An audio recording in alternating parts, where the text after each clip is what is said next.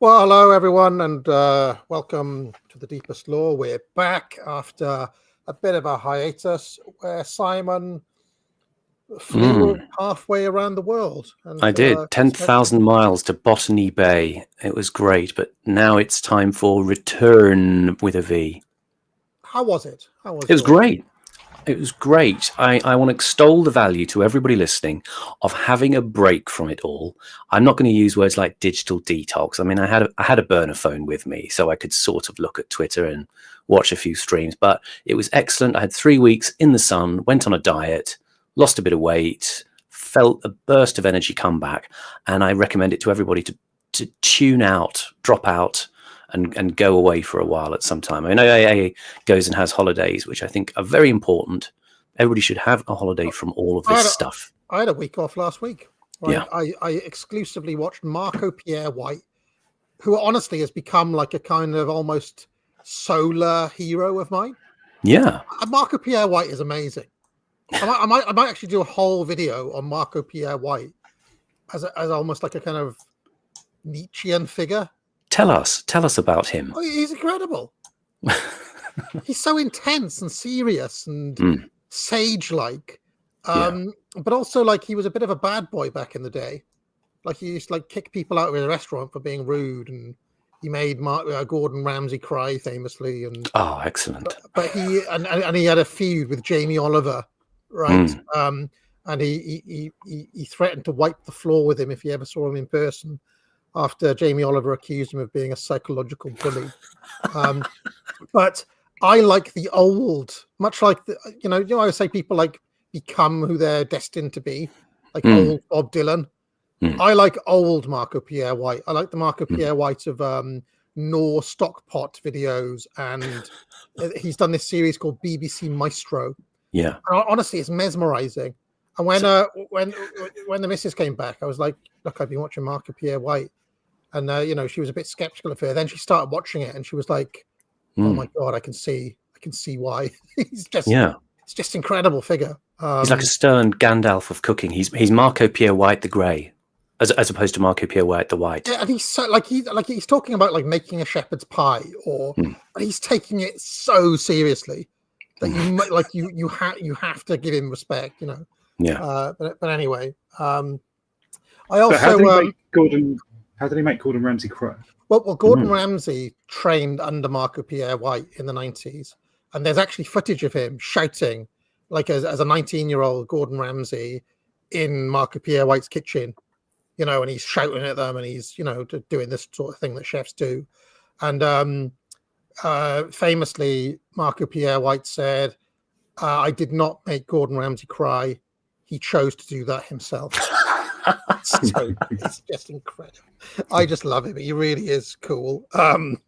So yeah, another thing I was thinking, I thought of you several times since I saw you, Horus, because I often play songs in the car where I have AAA in the car, and I put on the rock remix of "It's All About the Benjamins" by Puff Daddy and Friends. Right, you ever hear that song? It's all about the Benjamins, baby.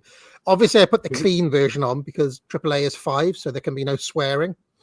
But in that song, I thought Horus is mentioned, right? Because goes, "What do you want to do? Want to be ballers, shot callers, brawlers, who be dipping in the Benz with the spoilers, on the low from the Jake in the Taurus, trying to get my hands on some grants like Horus." And I was like, "Oh, that's it. He's mentioning my buddy Horus. He's, or is he mentioning like the Greek god Horus?" But then when I look up the lyrics, right, trying to get my hand on some grants like Horus is a wordplay on a basketball player called Horace Grant. So it's not Puff Daddy. Yeah, he was a Chicago Bulls player. So it was not actually Puff Daddy was not being highbrow. It was just a basketball American. So there we are. But was the basketball player named after the Egyptian god then? No, it's Horace. It's Horace. It's Horace Grant. Oh, okay. And Puff Daddy just says Horace to rhyme with chorus or whatever. I also discovered that Puff Daddy did not even write those lyrics. It was written by Jadakiss of the Locks, who and then Puff Daddy just stuck himself in the song, obviously. So, yeah. But I don't know. I think it's still. I'm considering doing a '90s bangers better than Madonna thing, and I reckon that one, the rock remix of "It's All About the Benjamins," may make the '90s bangers list because it's. But that's like late '90s? Was that with like Robert Plant or something? Or no, I mean Jimmy Page. Sorry, you're thinking of the Godzilla. Come with me. Sorry, Come with me. I'm talking about "It's All About the Benjamins," which is. I had it, but who was his friends in that? Who were the rock? The Locks, Little Kim, Wanna Bumble with a Bee, only female in my crew. Little Kim, and the late Notorious B.I.G., who appears almost like a ghost at the end. Okay. Yeah. Little Kim had some really, really dirty lyrics. I remember being exposed. Yeah, and the video is pretty like. I mean, she's there surrounded by all these rap guys, and they're kind of. Yeah, she is pretty filthy, Little Kim. To be fair, yeah, and there was kind of like shit fake. I don't know if you remember the late '90s. There was a shit fake Little Kim, who was a Jay-Z minion called Foxy Brown. Do you remember her? She was like a low. Can you imagine being a low rent Little Kim? She's already pretty low rent. Yeah. So, although that's the way that Cyndi Lauper was thought of to Madonna back in the 80s. She was thought of like Foxy Brown was like Little Kim's Cyndi Lauper. That's very weird analogy. But when you say 90s bangers versus Madonna, is that versus any Madonna or 90s Madonna or what? Yeah, I mean, I just don't. She's just a whipping girl now for me. Trouble with Madonna. She'd like that, wouldn't she? But poor Madonna. The 90s has got like some really, really good music. I mean, I love loads of music from the 90s, but it went terrible in the second half of the 90s, especially the last couple of years when you got your Britney Spears, your Enrique Iglesias, your all sorts of. I was thinking, I mean, just because I was a teenager in the 90s, I would probably have to do less research than I did for the 80s one. And I reckon I could very easily just pick 5 genres and do 20 songs from 5 different genres. Or I don't know, like we could do 10 genres and 10, because the 90s are very eclectic, because you have, obviously there's the rap stuff that I just mentioned, but you've got the alternative music scene, which had Radiohead and Smashing Pumpkins and all of that sort of stuff. You've got Britpop. I know some people don't like it, but there's some bangers in Britpop, right? You've got the whole EDM dance kind of electronic thing. Prodigy have a ton of great songs, and various kind of other. What do they call it? Big beat, Simon. Sort of ambient music as well. Aphex Twin, Massive Attack. All sorts of stuff. But you're also talking like Fatboy Slim and Chemical Brothers and stuff like that. Yeah, Chemical Brothers and Fatboy. I mean, they've got a couple of, with that group, Massive Attack, Yeah. And then you've also got one-hit wonders, like Your Woman, White Town. Do you remember that? Or Mark Morrison. You have to be there, kids, tell you. And then there's 6 different. I could easily pick 10 bangers from each of those genres, and we're already up to 60 songs without even thinking about it. So one hit wonders. I can only think of Cotton Eye Joe. Well, they did have a second hit. They did have a second. Did they? It was exactly the same as Cotton Eye Joe. It was called Poppin' an Oak. Oh, Poppin' an Oak. One jig in his head is his cloak. Ever want to see my old Poppin' an Oak? My God. The same tune, exactly the same everything. only it was called Poppin' and Oak. You see, this is the thing. You know all the hits, but you know the B-sides. This is the thing about this channel. You get the obscura, the ephemera, the arcana. Yeah. Now, somebody's saying I glossed right over 80s Italy disco. That's not quite true. I'm sure there was one or two Italian disco tracks in there, in the full 100 list of the bangers. You know. Anyway, that doesn't mean stuff like Sonita, does it? That's something else. Well, I mean, I definitely, in my research, went through a whole evening of watching Italian disco. I put what's that song? Funky Town. I put in there. Yeah. The Italian. I don't know. That's Lip Sync, isn't it? Lips Inc. Lips Inc. Yeah. And the video I put up, I think, was just like Pan's people dancing in Top of the Pop studio. Yeah. Maybe I'll do a 90s thing. I spent the morning making a video about ContraPoints, by the way, but that'll come out tomorrow. An 8-year-old video, you said? An 8-year-old deleted video by ContraPoints seriously is one of the most mind-blowing and best videos ever made in the history of YouTube. And when it comes out tomorrow, you'll see exactly what I'm talking about. Seriously, ContraPoints is a prophet and a visionary. She just doesn't know it. Wow. May I ask a question? Simon, you said you went on a diet. Was it the grapefruit diet? No, it was a keto diet, actually, and gentle exercise only. Lost about 3 kilos. Just walking with my mother, doing DIY around the house. And I felt just great. Energy came back.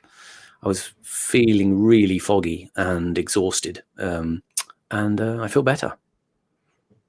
So that's yet another person says that ketogenic diet works. That fits with what I increasingly hear. Yeah, not desperately hard. Meat, protein, fat, simple. Yeah, tasty stuff. Yeah. May I remark on your... Oh, sorry, Simon. Are you continuing to say something? Sorry. No, go ahead. No. I just want to remark on your recent content that obviously we haven't been on... Deepest Law hasn't been on the air for a few weeks, but I have also... You mentioned how enjoyable it's been, everything that's followed from Nick Fuentes being on Tucker Carlson, which is already like nearly a month ago. Yeah. And much has happened since. I just particularly enjoy the appearance of Richard Evans, seeming a bit tired and past it, to be honest. But Richard Evans on Winston Marshall a couple of days ago, trying to plug the gaps and just completely failing. And I'm doing an article on that. So not to plug my own work, but I agree. This has been absolutely fascinating. It's like round 2 of what Tucker started with Daryl Cooper last year, but bigger now and more consequential. Oh, it's incredible. I mean, did you see he called out Tommy? Yeah. And rightly so. Yeah, and now Tommy Robinson is feuding with Nick. I'm telling you now, I keep on telling people that I'm friendly with, you're not going to be able to stay neutral on this for long. You're going to have to pick a side. Choose the right one. Also, people are still talking about 90s stuff in the chat before we get going. And see, the thing is, the fun of these lists is decisions. Somebody mentioned Ace of Base, right? But there's a decision to make, because you can go with a sign or you can go with All That She Wants. What's their banger? Huh? All That She Wants is Another Baby, or do you go with the sign? So each artist or group only gets one tune. Yeah, that's right. You only get one song. Unless you're unless you're that bloke who was in Yazoo,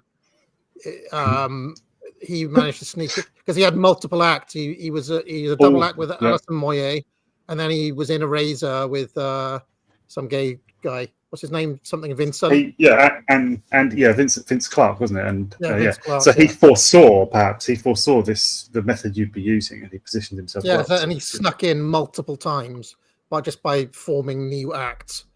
And in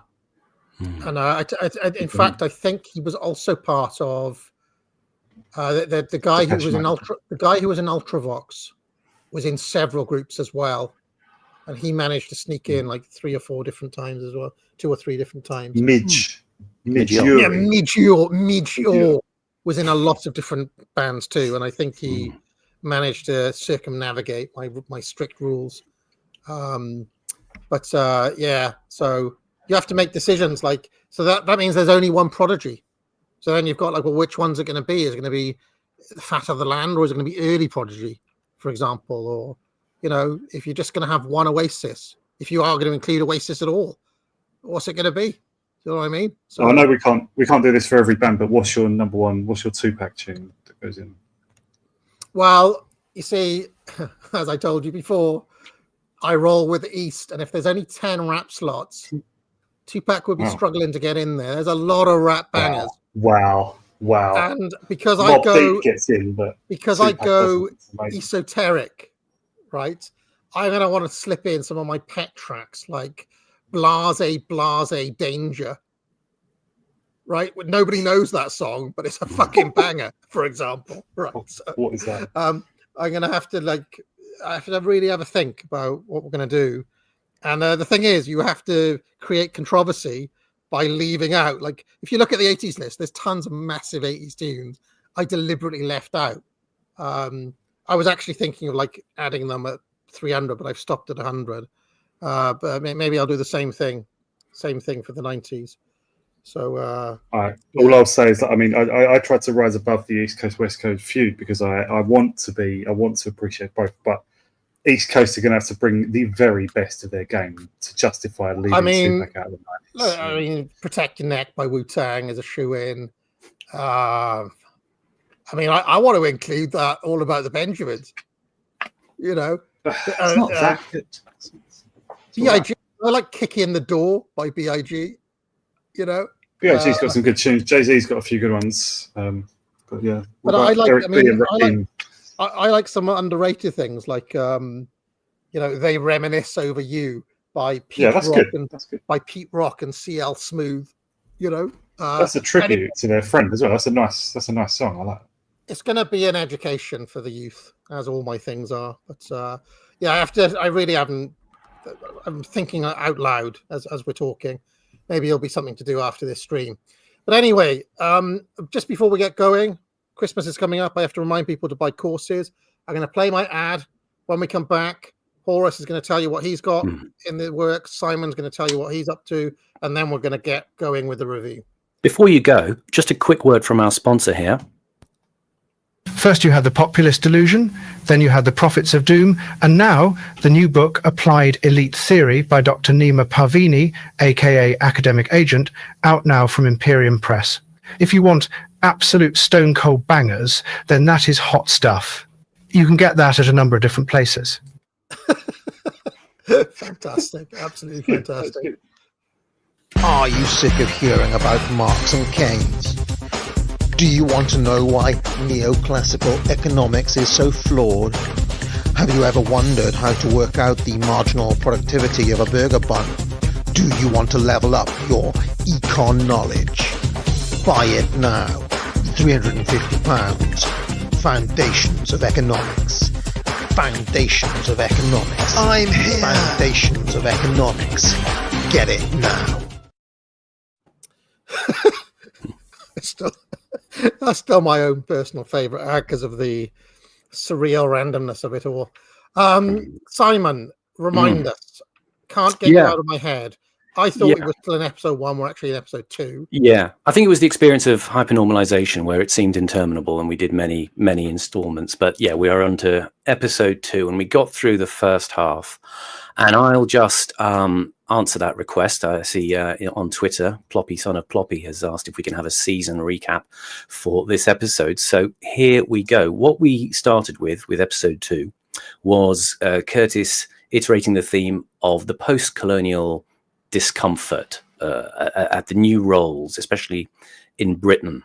It's this period where, famously Dean Acheson, the ex-US Secretary of State, said Britain has lost an empire and failed to find a role.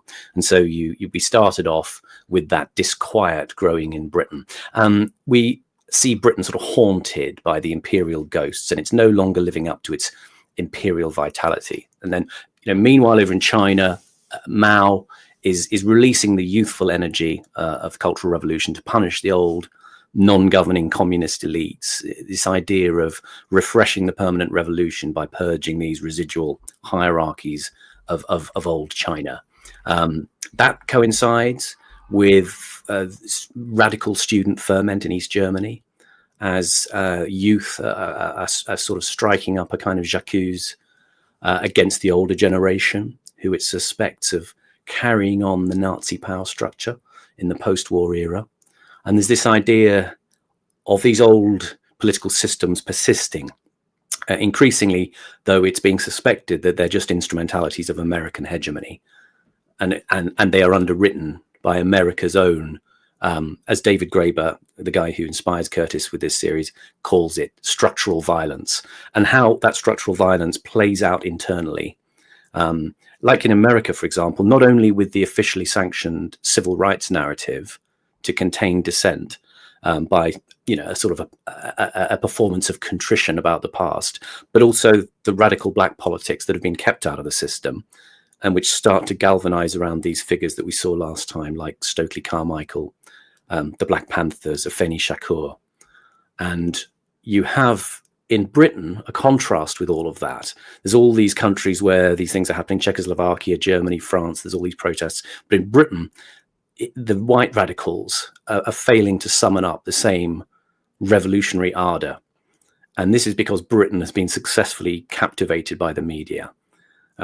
Remember, our media was largely a nationalized institutional media. It was government, driven essentially. And it was quite paternalist in the form of, mostly the BBC. And combined with the sort of radically expressive consumerism of the mid to late 60s, you get this mix of both depression and exuberance, because this cultural containment is taking a much firmer grip than it is elsewhere on the continent or in America. What you're seeing in the other countries, as Curtis says, you're seeing the politicization of the individual. And this is kind of a callback to Century of the Self in a way. Psychology is attempting to get at the neurodynamics of these disruptive Freudian feelings of libido and violence. And in China, as I say, Chairman Mao's wife, she's still going mad, surrounded by her pet monkeys and all of that. And she's driving the hysteria of the Cultural Revolution to these greater heights of savagery. And her own power drive starts to take hold, and she starts to use it to extirpate her own personal enemies. In Germany, you've got Baader-Meinhof going off to train with the PLO to become guerrillas. They sort of a swath of infamy is run through the 70s as they turn violent. And one of the things they're confronted with is they go and train with these people in Jordan, and they're confronted with the actual priorities of third worldists, which is not the same as theirs, because they've been brought up in the liberal post-war frame. But they get to meet the PLO, and the PLO literally are handing them pictures of Hitler and saying, what a great guy. And the Baader-Meinhof are feeling a bit uncomfortable about that. So it's these radicals in the West who are getting conflicted through their own post-war conditioning. And what actually happened, interesting, was the Stasi actually helped them back into Europe in order to start their terrorism, to destabilize West Germany. So it's interesting there, because it's a bit like Saudi Arabia did with Al-Qaeda. You kick out your militants and they form these extraterritorial terrorist groups. But in a sense, I haven't watched your video today, AA, but it is the same phenomenon. It's radical militant politics is always being co-opted. And in that sense, Baader-Meinhof is somewhat being co-opted by the East Germans to reveal what they think is the latent fascism of the West. But also they end up reinforcing the legal architecture of their own suppression. It gives the governments a justification to crack down, as we're going to see with this techno-policing that comes into Germany. So you always, the lesson of this is you always have to be wary of direct conflict with your political adversaries, because it can be an entrapping dialectic as well. And in America, you've got Afeni Shakur. There's Tupac Shakur's mum. She's a sort of activist, radical activist at this time. And we left off the episode where the activists in New York were starting to step up their militancy, but they were directing it at economic causes, in particular the landlords in the sort of tenement areas like the Bronx, who, it was mentioned, were mostly Jewish landlords and bankers. And so these became the targets that mattered to the black radicals at that time. They saw them as a colonizing class who were taking their money and security. So it's a bit more complicated than than seeing it in terms of the conventional Martin Luther King civil rights movement, which is kind of a gestural liberal arc. This is actually something much more where they continue this kind of class-based resistance for longer, and we'll see some interesting stuff about that. Interesting. Okay, well, let's see if we can finish this today. X to doubt.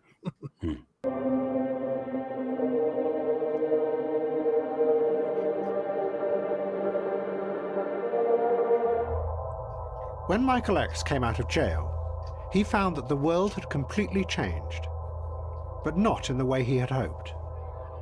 The middle-class radicals, who only a year before had been his most fervent supporters, suddenly didn't want to know him anymore.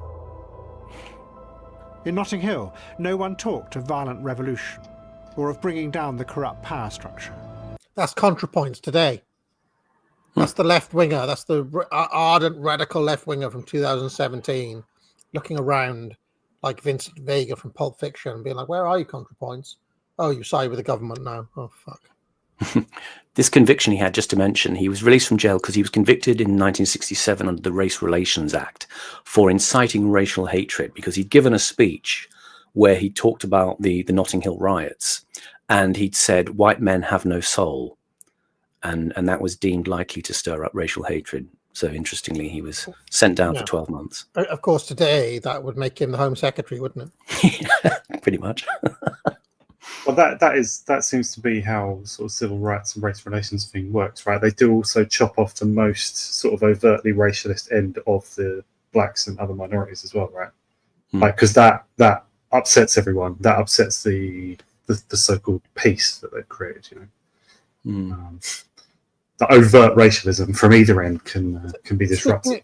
Speaking of David Lammy, there is a bit of a conspiracy theory. There's two competing conspiracies going around as to why he wants to get rid of trial by jury, right? One, and my new best friend on Twitter, Dr. Alawa, what's her name? Dr. Alawan. Rami Aladwan. Yeah. My bestie, Mitsoff time stealer, right? But they seem to believe that the reason that they want to get rid of the jury for most trials is for the Palestine Action case. They think that because there was a big case of somebody getting off, being acquitted of terrorism charges, who was accused of like supporting Palestine Action, and they were acquitted. But they were acquitted by the jury. The jury found them not guilty. And they think that the reason the government are bringing in this is to persecute them more. Okay. The other theory I've seen is from the right, where do you remember there was that guy who was actually espousing violence and racial hatred? I forget his name. He was like a counselor. What was his name? Ricky something? The one who was slitting the throats of the fascists, and he was taking the point he was acquitted. No, that guy was found not guilty by a jury as well. And the theory goes that the system doesn't like those sorts of, like, ideally for the system, he as a left winger should have gone down for that, right? And the judge would have found them guilty, but the jury did not, right, due to various different reasons. So that's another theory that's going around. I don't know if you want to comment on either of those, Horus, or if you have any thoughts on that. But... I have no idea if those, I mean, it seems like a very recent thing to overthrow something so ancient, but I mean, not that David Lammy would give a crap about that, or whoever's idea this was. It does make, I mean, I was thinking as you were saying that I mean, that was it Ricky Jones? I think it was Ricky something. Yeah, Ricky Jones. I mean, I can sort of see the sense of what you're saying in that a jury letting him off kind of highlights to people watching. A lot of people were outraged by what he said and him getting let off. It does kind of highlight that juries are now composed of people who approve of that sort of stuff. Yeah. And better to have it in the hands of judges, I guess. But I mean, I would say that applies before that case as well, didn't it? and applied before Palestine Action came along as well. You know, they would prefer everything to be in the hands of judges that they appointed and whom they know are sound from their point of view. I just mean the regime in general. But is this the playbook of taking out your radical wing? Is that what is being suggested here? It's an expeditious move to suppress. Well, I mean, I guess they're two competing narratives, because the Palestine Action radicals are saying that they want to get rid of it because the judges want to send them down. Yeah. And this countervailing view is that actually, in the case of, I mean, in a way, it's the same idea, right? Only one is foregrounding the Palestine issue, and the other one is foregrounding the notion of two-tier justice and Ricky Jones getting off actually being a real problem for the system. So, yeah, I don't know what I think, but it's interesting that this guy was found guilty of inciting racial hatred back in the 60s here against white people. So, for roughly the same thing, yeah, like a racial. I mean, it's basically the same thing as Ricky Jones, right? Yeah, and I assume the reason, like, you know, they it kind of looks bad for the regime that Ricky Jones didn't get sent down. Obviously, back then with Michael X, I assume the thinking was, yeah, this makes it look like we don't want the debate to be along the grounds of race. We want it to be about anything but race, right? Anything that can unify. So the more that anybody, left or right, black or white, or anything, raises it on racial grounds, the more it upsets that arrangement. Do you think Michael Jackson's "It Don't Matter If You're Black or White" should get in the 100? I mean, so you're talking 90s, right? Is there a better Jacko song? I like "Stranger in Moscow." Oh yeah, I like that one. It's not really a banger though, and it takes ages to get going. But that's probably my favorite 90s Jacko. What about "They Don't Really Care About Us"? Too spicy. That's an interesting one, isn't it? Yeah. Who did he mean? Instead, a new group had turned up. They looked like young radicals, but they had a rather different agenda. And there's no more war, 'cause there's no... The guy in the chat, you need something from Bad. Bad came out in 1987. It's a 1990s list, mate. You can't have Bad. There's an 80s song.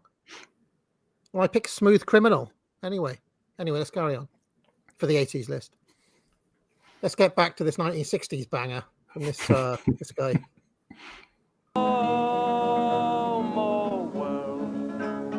Hundreds of student volunteers from all over the country had come to do a massive survey of everyone who lived in Notting Hill. It was the beginning of what was called community action.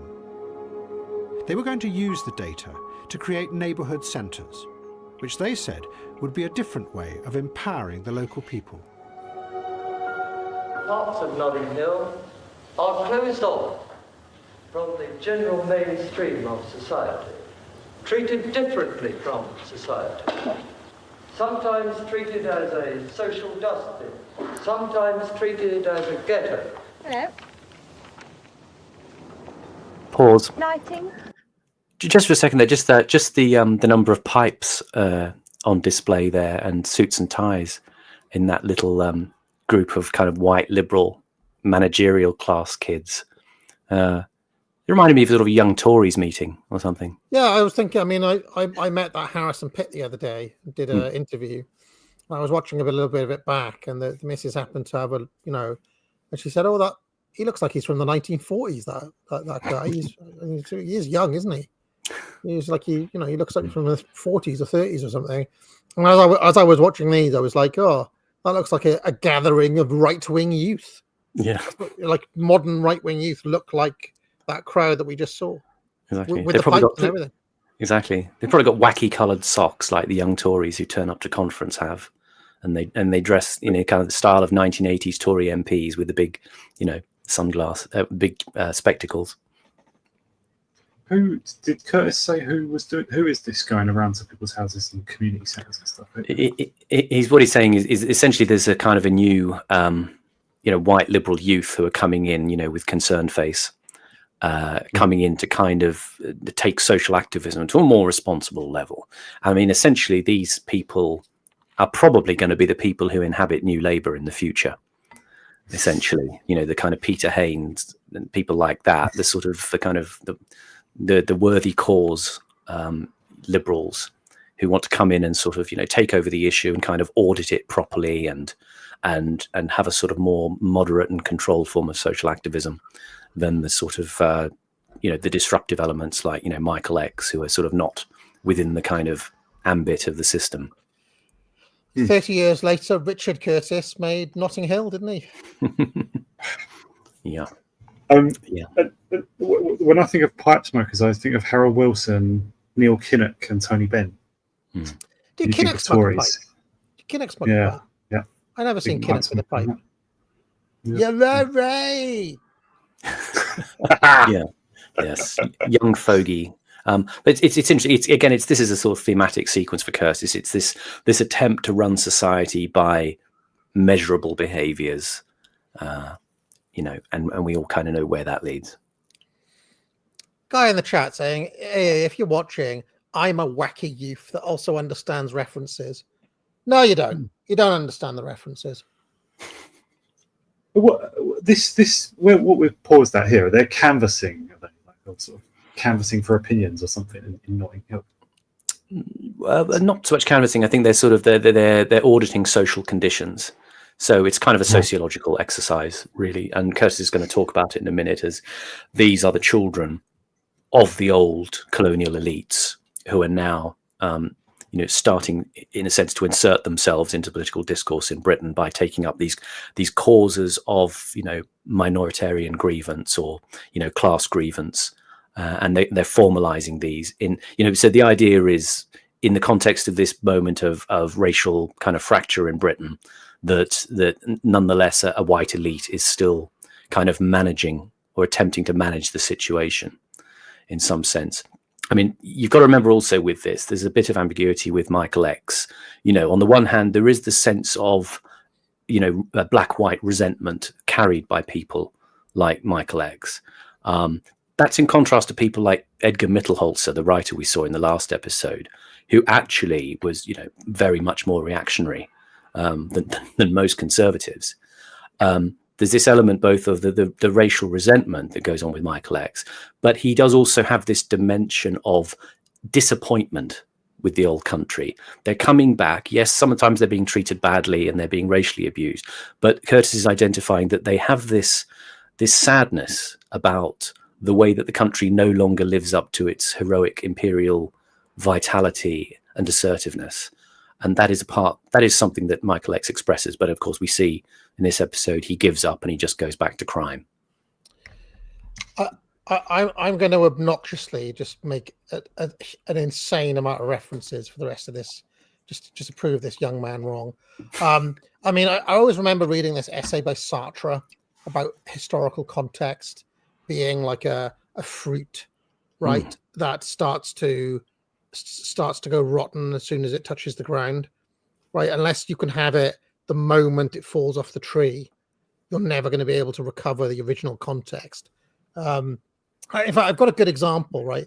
Yesterday or the day before, I made a video on Julius Evolar's books. It was Monday, I think it was. I made a video on Evolar, and men of a certain generation who grew up watching TV in Britain will find this quite amusing, because the AI decided people mentioned Julius Evolar, Benito Mussolini, is that Paul Daniels? And Paul Daniels, right? Now that young guy saying, I get the references, he won't automatically, he's like, who's Paul Daniels then? And this is what I'm talking about. And it's not your fault. It's the banana falling from the tree that Sartre said. You can never recover the context. You can never recover the original context. There's just too much stuff to fill in. So you're going to have to give up, son, and live in your own time. You have to embody the Zoomer truth regime, not the Boomer one that we all come from. Anyway, let's carry on. We've got the heating, we pay for it ourselves. And you pay for it yourself? Yes, and the heating. Cleaning. Oh, this doesn't really apply to you. This applies to other people. In other sorts of rented accommodation. That ourselves. You do that yourself? Yes. Also, room service doesn't really apply either, I imagine. But soon, many of the local black residents who were involved with the project resigned, because power seemed to remain firmly with the white professionals. Can we go in an orderly fashion and no damage to the property at all, please? Well, what made me resign was because I don't think that enough local people were being involved. And by local people, I mean West Indians. Students can't do much. They're relegated to a role of just getting information. Isn't that worthwhile? Well, I suppose it's worthwhile, but it depends on how the information will be used afterwards. The aim of Black Power had been Coming over here, expecting to take over your local councils. At least we got some nice curry, though, eh? that people would thank you, organise Piers. themselves so they could stand up against those who ruled them. Michael X realised that what was happening now in Notting Hill was the opposite. People were being treated as subjects to be counted and measured and managed. He became increasingly cynical about the Liberals' real intentions. These places always have fantastic faith. Oh, this is a tremendous place if you've got the money. If you want to have a party or something. A few years ago, you were reported to have said that whites who claim to help you are out to kill you. Do you still believe that? Yes, I'm thinking when I said that, I was referring to people who are described as white liberals. They are some of the most vicious people I find. Based. He's right. He's right. This is actually a surprisingly common view among the the black community in Britain and America, that they dislike the white liberals the most. Join the club. They're telling it to you straight, like pear cider, etc. Telling it to you straight, like a plantain curry with 100% plantain. Do they feel this way because like white liberals basically sort of act as though they don't exist, or as though they're not human, something like they're nothing but condescending to them? Is that what it is? To be managed. They don't treat them as human. They treat them as pets to be managed. Yeah. Right. I mean, I've actually been in real life situations where I've seen, a certain type of white liberal. I've seen it in America as well, where it's like they've got a black friend, but they just want to kind of parade them around. It's like they're not actually. It's like, oh, here's my pet black friend. It's like, well, no, he's just a normal. Like, they don't treat them like normal people. Is what I mean. They kind of, and it's very odd. And then I've also seen a dynamic where I've seen a guy, and this was a professor. I'm not going to name who it was, black professor, who was kind of like petted by some like white liberal women, and I saw him kind of embody the victim frame, where his only way in or only purchase was to constantly be crying about racism, and he was kind of hysterical. He was kind of womanly, and like in a weird way disempowered. If Kanye West could see him, Kanye West would be like, "Hey mate, come on, get your balls back." So I do kind of understand where they're coming from, where they kind of dislike the white liberals because they are strange. They're kind of dehumanizing in a strange way. Yeah, it's almost like the flip side of the suicidal empathy, that the white liberal exerts this suffocating maternalism as well. This country, for the simple reason, anywhere, not just in this country, because they're the kind of people who come to black neighborhoods ostensibly to help black people.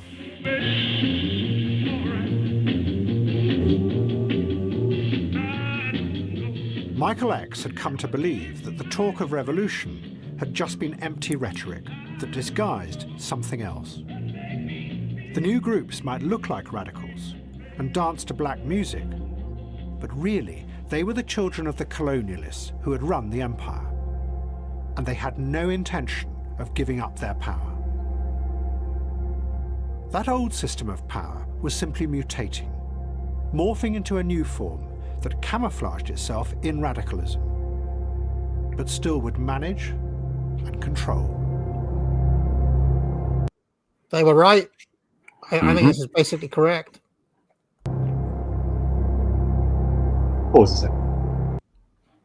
So if we look at this in class terms, do you see this as the ruling class evolving to whatever it needs to be, quite shamelessly, in order to just stay in control? This was what was needed. Is that? Absolutely. And you see that the next phase of it hasn't quite happened here, is where you get the Priti Patel or the what's her name, Shabana Mahmood or whatever, where like a proper left wing radical would be like, well, hold on, these people are brown, but they're kind of they're basically just wearing the mask of white managerialism. They've just become part of the power structure. So even though they from an immigrant background, or even though they're brown or whatever, they're not actually, they embody, I guess Evola would say, they've become spiritually white, right? And even darker, you could say, well, even David Lammy, right? I mean, I know everybody hates David Lammy, but he basically pretended to be an SJW. He pretended to be woke until such time that he pretended to be a Corbynista, but actually he was a Harvard elite. Actually, he's a Blairite. He's a Blairite. He wrote this whole thing on progressive realism. What's progressive realism? You continue the NATO agenda forever, basically. You just go along with whatever the permanent for. So basically, even David Lammy ends up being Tony Blair in blackface, right? And from our point of view, he's an enemy. But if you truly believe the stuff that the radical left do, he is also an enemy, and he's an enemy that comes disguised as a friend. Do you understand what I mean? So yeah, I think people underestimate. Go on. Well, just so when Diane Abbott said that white people love to play divide and conquer, was this perhaps what she was thinking of? That this unlike this David will recruit Lammy, some of the people unlike David Lammy, Diane Abbott never sold out. Diane Abbott remained true to her. You could say, well, she's a virulent racist or communitarian, or she's just for her own people, or she's a radical or whatever, but she has remained true. She hasn't kind of Machiavellianly transformed herself like David Lammy, who just becomes what he needs to become to get power. You know what I mean? So yeah, and I think it's worthwhile reflecting on the nature of our actual elite tier in this country as well. As far back as the Romans, when the Romans come to Britain, essentially they cut a deal, or they try to cut a deal with the Britons, and there's the kings who go with the Romans. They see their future with the Romans, kings like Cogidumnus, and then there's the ones like Caratacus who try to remain in the Celtic past, and they fail. So our elites will tend to be, their first move will not be conflictual. It won't be to be hostile to the outgroup. It'll be an attempt to absorb their concerns and interests and their power, so to speak, and rework that into being aligned with their own interests. And then, there'll be the attempts to buy them off. And then later down the track, there may be conflict, but there's a strong tendency to try and absorb into an agreeable dispensation, any kind of outgroup, even if it is foreign within your own country. And if you are going to have to fight them, at least fight them one at a time, ideally. Yeah. Yeah, I mean, this is why I maintain that the likes of Mahmood will actually end up being harder on quote unquote the Muslim community than your David Cameron type, because she in a way is trying to prove to the British establishment, to the British people, that she's not biased or whatever. So if you think about what she's doing, she is the Home Secretary who's coming down hardest on Palestine action. She's a Muslim, but she's not a comrade for them, if that makes any sense. So, I mean, this is one of those things where I often think people, how can I say, like, from a certain point of view, Mahmoud is a traitor to her own people, if that makes any sense. But anyway, go on, Horace, go on.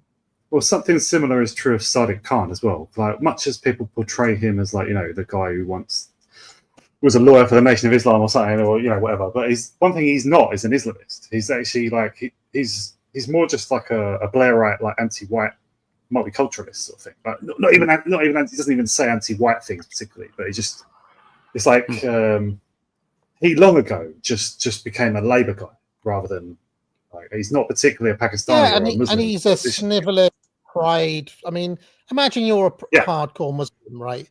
Sadiq Khan is like believes nothing that you do. He's an enemy. He's an imposter. Yeah. Anyway, let's carry on.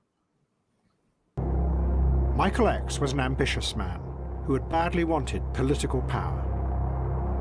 I don't see anything to be terrified about powerful black people.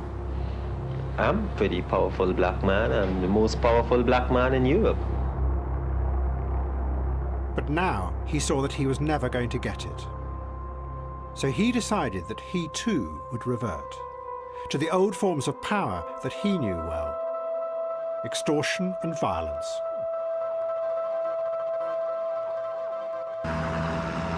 He set up a new organization called the Black House. It deliberately excluded whites. He still talked of violent revolution, but really it was a front for taking over drug dealing in parts of London. He also persuaded John Lennon and Yoko Ono, who had shaved off their hair, to donate it and a large amount of money to the Black House. Michael X took the money and pocketed it for himself.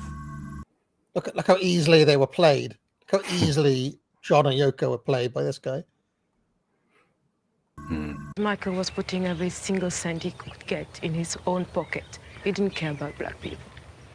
What did they think of him in the end when it failed? Well, they thought he was just a cheap con man.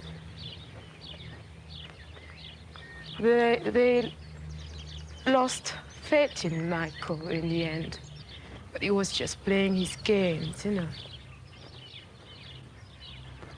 Why do you think he did that? Because Michael doesn't believe in black power.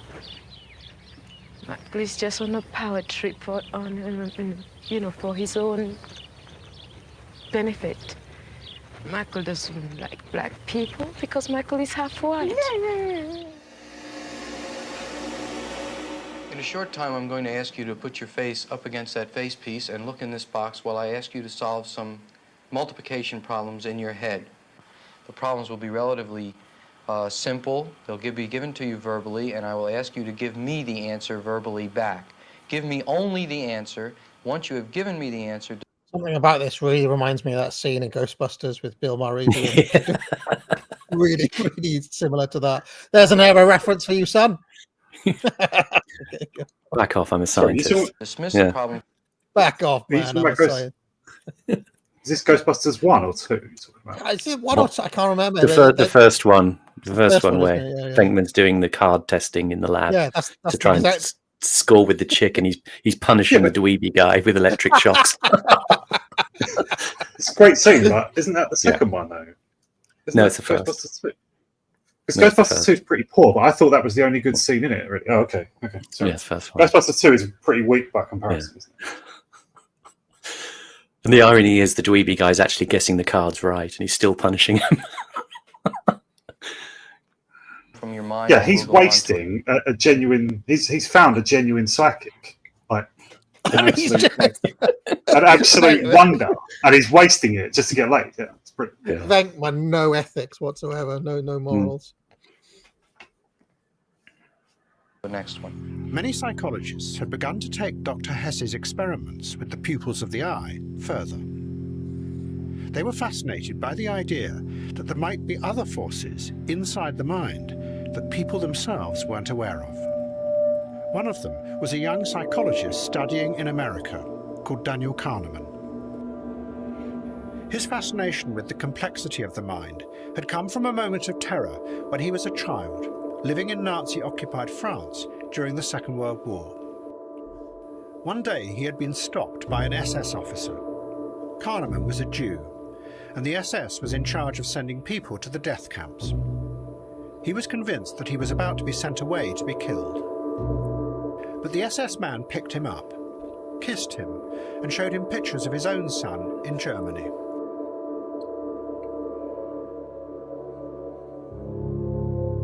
Kahneman decided that the human mind was very strange and full of contradictory impulses.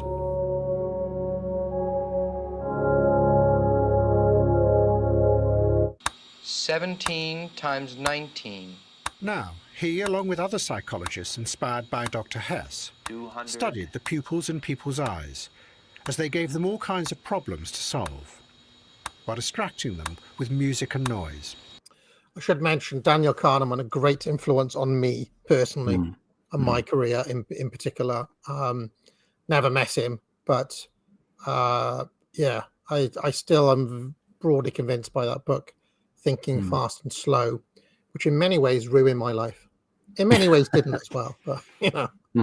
What did you take from it? I mean, he describes, doesn't he, this sort of the two systems of the brain, the system 1, system 2, and the first system is kind of instinctual and fast, but can make mistakes, and system 2 is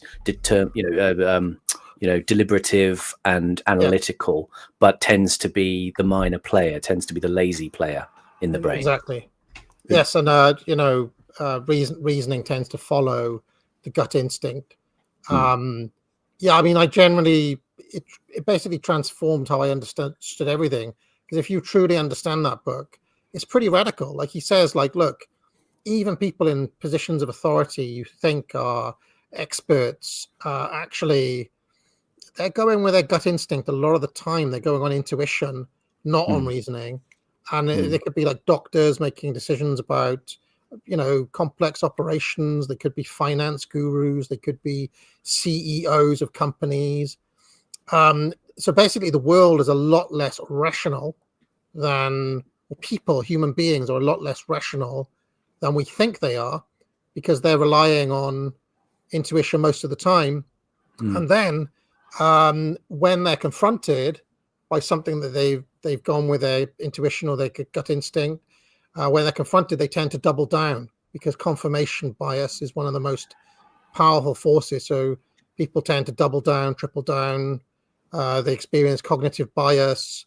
All of these things are things that I just think are demonstrably true about what human beings are like. And, throughout my YouTube career, Simon, I may or may not have played on these things by kind of trying to deliberately invoke cognitive dissonance and anger response, because people almost need to work through that if they're ever going to change their mind on something. Yeah. I mean, do you find they actually need to be confronted with their own bias and overcome it? But in my experience, I mean, there's several different ways to do it, but one of the ways is just a jolt. So every once in a while, I do that. Yeah. I was going to say that what were the sort of practical ways because I've not read the book, but I assume, I mean, you always strike me as, very analytical and very measured, classic INTJ. I'm an INFJ, by the way. So you're the Spock and I'm the McCoy. But do you actually sort of use it then as a sort of, was it kind of a tonic to actually sort of, to do those kind of pullbacks and then to analyze situations without the emotional bite? I have the belief that almost nobody is able to do it. I have the belief that the system, the reasoning mind, is it system 1? The system 1 is people are so lazy, people are so emotional. No, system 1 is the instinctual mind. System 2 is the analytic mind. Yeah, people can't do the system 2. Even professional people, even really educated people, really struggle to do proper kind of value-free analysis or objective thinking or logic. It's almost impossible for most people. And impulse-led thinking is a big problem in our political sector as well. That's one of the main things I'm thinking of. Impulsive misjudging of situations. So, yeah, I mean, lots of the time I'm thinking of ways of gaming how people think in a way. Sometimes it works, sometimes it doesn't. Sometimes you have to lean into the emotional side. If you're interested in rhetoric and advertising and how people think and propaganda, all of these things are tremendously important. The other huge upshot of the Daniel Kahneman stuff is basically that because people aren't reasonable most of the time, they're emotional, that propaganda works. People are actually really malleable. People are, if you do it correctly, if you know what buttons to press, you can kind of reprogram people. And then Kahneman ends up with quite a kind of paternalistic outlook. He was like, well, because people are basically fucking morons, you actually do need like stuff that we call health and safety gone mad or whatever. He'd be like, well, look, people are morons. You need to put like a massive X on the bottle and say this is fucking poison, don't drink it, otherwise somebody's going to drink it. Do you know what I mean? So anyway, this is the thing I'm interested in about as you say, what his conclusions are, because Curtis goes on to summarize this, and he says that basically Kahneman decides that you can't change behavior by appeals to rationality, and that there's nothing you can do about it. So the only thing to do in terms of governance with people is to keep them in what Curtis calls dream world. Yeah, exactly. Yeah. But there's all sorts of practical outcomes. So, the actual outcome of Kahneman's work was that they started to actually use it.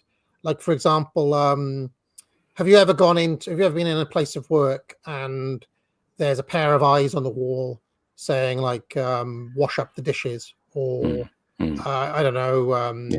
Gentle nudge stuff. Like signs saying, look, you're being watched. The police will have you if you try to steal something or something like that.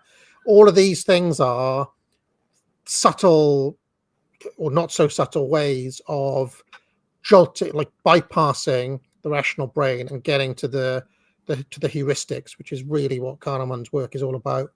Heuristics, mental shortcuts that dictate like 99% of everything we think and do. And it's it's still tremendously influential now, because all of my stuff, ideology is BS, therefore I rule. It's a post hoc justification. I mean, that's just basic Kahneman. Pareto got there first, in my opinion. But so I'm, and Jonathan Haidt is another person who's very influential. I'm very big on this stuff and always have been, because I think it's true. I think it's just a fact of human nature. So the core belief of our elites is just to keep us in benign daycare. In a way, yeah. And also it's kind of justified because, like I said, people are morons. So, and this is the problem with the libertarian, right? And I'm not having to go at you particularly, Horus, right? Here we go. But every libertarian, especially of the American stripe, they justify everything on the basis that they are exceptional. Oh, I would never do that. I'm not stupid. People have to take responsibility. I would never do that. This is all arguments with libertarians. Like, all arguments with libertarians comes down to, I'm a model person, I'm a model parent, I'm a model father, I'm a model mother. Okay, well, the fact is, most people aren't. Most people are just literally drooling morons. And if you understand Kahneman, it doesn't even matter if you're really intelligent. You could have like doctors and lawyers and civil servants and politicians. It doesn't matter how intelligent you are, they still have these triggers, and it takes quite a lot of effort and training and vigilance to not fall into emotionalism. So I kind of agree with it, to be honest. So anyway, let's carry on. Oh yeah, I did have a question though. You let on something about how like sort of Kahneman, reading Kahneman quite a long time ago has affected how you approach your channel and your content, right? Yeah. Are you sort of hinting there that your Stalinist phase is coming to an end, that it's sort of peaked, or what? Or like it was a way of getting a message across. It's not necessarily what you think, sort of thing. Is that? Well, I mean, we'll see. I mean, the thing is, Stalin is a great thing's hit, I tell you. 5,000 subs just from Starling. So you can't ask him that, Horus. This is like asking a magician to explain the secrets of the magic circle. But you sort of showed that the book was in. You showed that the book was in your pocket, though. The book of tricks was in your pocket. So I said, "What's that? What's that?" I'm the little boy, What's that? Let's carry on. You can see what he's doing. Exactly. Let's carry on. I tell you who instinctively understood all of these things was political genius Vince McMahon. And anybody actually into pro wrestling, because that's what pro wrestling is. It's pulling on your emotional brain. It's manipulation. It's crowd psychology. And it works. That's why people do it. Anyway, let's carry on. Since you mentioned Vince McMahon, I was around my friends the other week, and just for the first time ever, I watched that bout between Bret Hart and British Bulldog in London in 1990, and that is a genuinely great fight. It's epic, absolutely. SummerSlam '92. SummerSlam '92. 1990. Yeah, I was at 92. Sorry, 92. SummerSlam '92. It was. Yeah. It's great fun. Great fun. Good. Does Bulldog win? He does, doesn't he? Yeah, because it's in London, I guess. Yeah. Yeah. That was a massive. That was like a 90,000 sellout crowd or something. Really huge crowd for that. Yeah, enormous. Right. 223. They were trying to probe further into the human brain to see how it responded to the world outside in ways that the individual wasn't aware of. But as Kahneman and the others watched the individuals in their laboratories, isolated from the society outside, they were led down a very strange path. That in the age when the individual self was going to become the central focus, from politics through to consumerism, the scientists were going to come to the conclusion that maybe the conscious self wasn't fully in control of what humans did. 35 years later, Kahneman was going to be given the Nobel Prize for a theory that began with his work in the 1960s. He would come to believe that what we think of as the self is really just a small part of something else hidden inside our brains. I should mention, by the way, and Horus, you'll like this. Adam Curtis likes to make illusions, and he likes to make things simple. Okay. All of Kahneman's work was done with a man called Amos Tversky, who is, as far as I can tell, been omitted from this. He wasn't working alone. He was working with a guy called Tversky. If Curtis mentioned him, I don't know, like he's giving Kahneman the lion's share of the credit here. So yeah, he doesn't mention him. So does Tversky have his own interesting story or something? No, well, he died. But and Kahneman's still alive, so that could be one reason. But I just think that Curtis loves the single individual theorist, so he's omitted Tversky for narrative neatness, I think. That's what happened with Charles Murray and The Bell Curve, wasn't it? It was written by Charles Murray and Richard Herrnstein, but before the book actually came out, Herrnstein died, and the lightning rod was just Charles Murray. Like it was all as though it was a racist book. It also happened with Strauss and Howe, didn't it? The fourth, because I think Howe is dead and Strauss is still around. Or is it the other way around? One of them died, and the guy who's still around is the one who has all the plaudits. So, yeah. A much larger part of the brain that actually experiences the world outside. But that experience makes no sense. It is just an ongoing chaotic rush of biochemical data that flashes up and fades away. And what humans think of as their self is actually an accessory that tries to make sense of this chaotic mass of incoming data. But to do that, it has to simplify and turn that data into stories that are sometimes so simplified that they bear little relationship to the reality outside.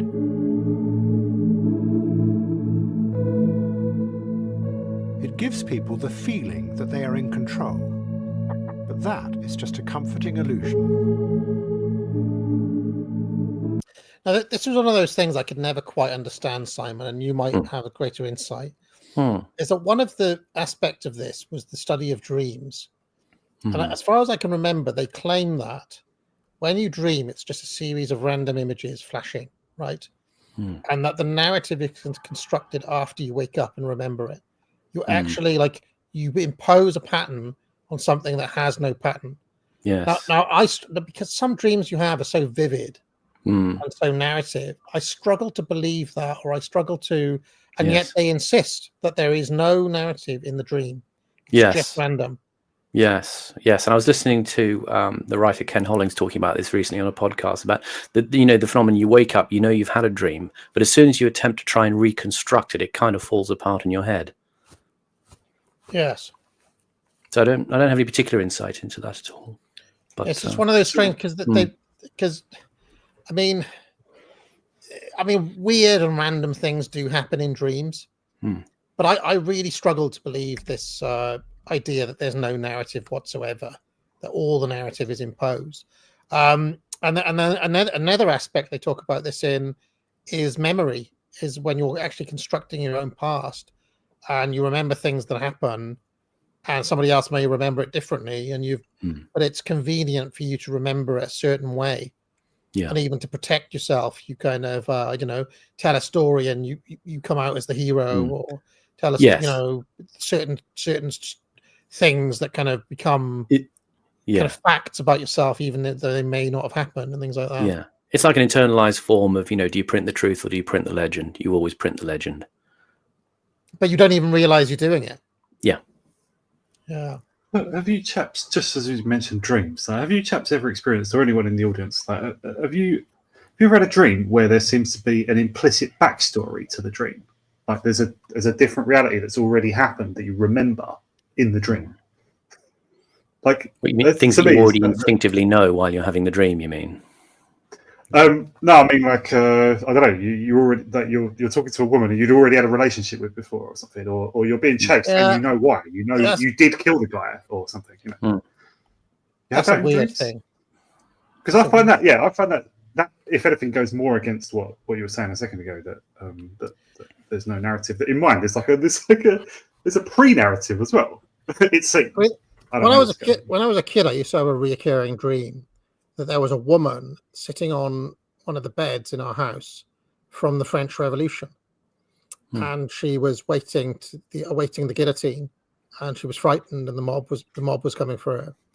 And I was only like 5 or 6. Like, I didn't know what the French Revolution was, so I've always wondered like how, but it was implicit. Like the whole background and the whole who she was and why it was happening was the kind of context, the background, as you're mentioning, Horace.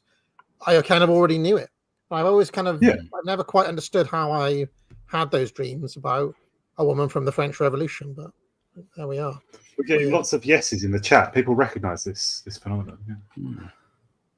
You haven't experienced that, Simon? Or? I don't know. I don't know if I can quite understand or relate to it at this moment. It's like Tony Blair. He doesn't dream. This doesn't happen to me in all dreams. There's just sometimes dreams that stay with you for quite a while after, well into the next day, so that you can remember some stuff about it. It's those type of dreams, quite vivid ones, not the same as a literal vivid dream where you're dreaming, but it's a dream, but where you can remember for some of the next day sometimes what happened in it. And part of it was that there was already a story that happened when the dream sort of began, as though it's a movie sort of thing. Good writing in a movie can do that as well. At the start of this year, I started keeping a dream diary and writing down everything I could remember. I have to say, a lot of the time I couldn't remember the dream, but if you really make an effort to remember, you can actually remember more than you think. I don't know if I have any insight beyond that. Like, I have had dreams this year, but let's carry on. People can induce vivid dreaming. I think it's called vivid dreaming. Lucid dreaming. Sorry, that's what lucid dreaming. Where you know that you're in the dream and you can sort of use it for some sort of self-therapy, perhaps, or whatever. But that has to be induced by a particular method. Or cheese dreams. I've said horrible. A weird amount of my dreams involve me being out in London, which is odd because I Mm. don't really like going to London. But anyway, let's carry on. It's going to have a far-reaching influence beyond psychology. Because the implication of what he was saying was that you could never change people's behavior by appealing to them rationally. And in a strange way, Kahneman was saying the same thing as the left-wing revolutionaries. Human beings did live in a simplified dream world. But what he was saying was that there was nothing you could do about that. And in an age of individualism, when you could no longer order people about, the only solution was to keep them in that dream world. I have to say there's a little bit of simplification going on here. Kahneman does not say you're permanently... He actually says that you should make the effort to get System 2 working. Should actually take the extra time and effort and be aware of it. But it is hard. But that it is not impossible. It is humans at their best, basically. And we should actually make an extra effort to do it. It was not entirely true that what Curtis is saying here of Kahneman, in my opinion. But that the aggregate tendency in a population is to remain. Yeah, that most people will be like that most of the time. But, the best of us should at least aspire to rationality, something like this. And to make sure the dream world was safe and happy. The idea of appealing to them rationally and changing the world was pointless. 你面前的正是两条路。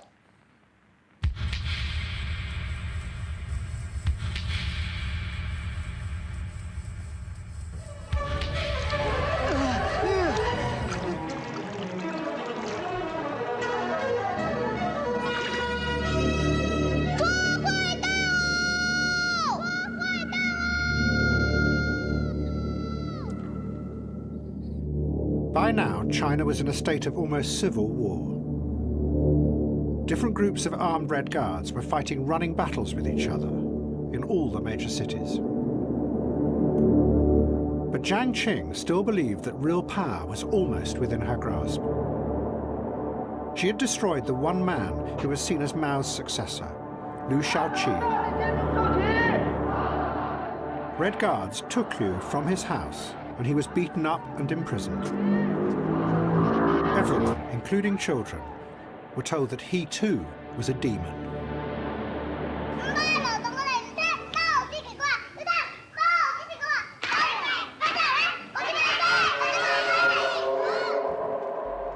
Then exceptionally dark. It's just got exceptionally dark what went on here, in my opinion. Suddenly, Mao turned on Jiang Qing. At a public meeting of those in charge of the Cultural Revolution, he told her, "You are someone who has grandiose aims, but puny abilities. Great ambition, but little talent." Jiang Qing realized that she was being dropped.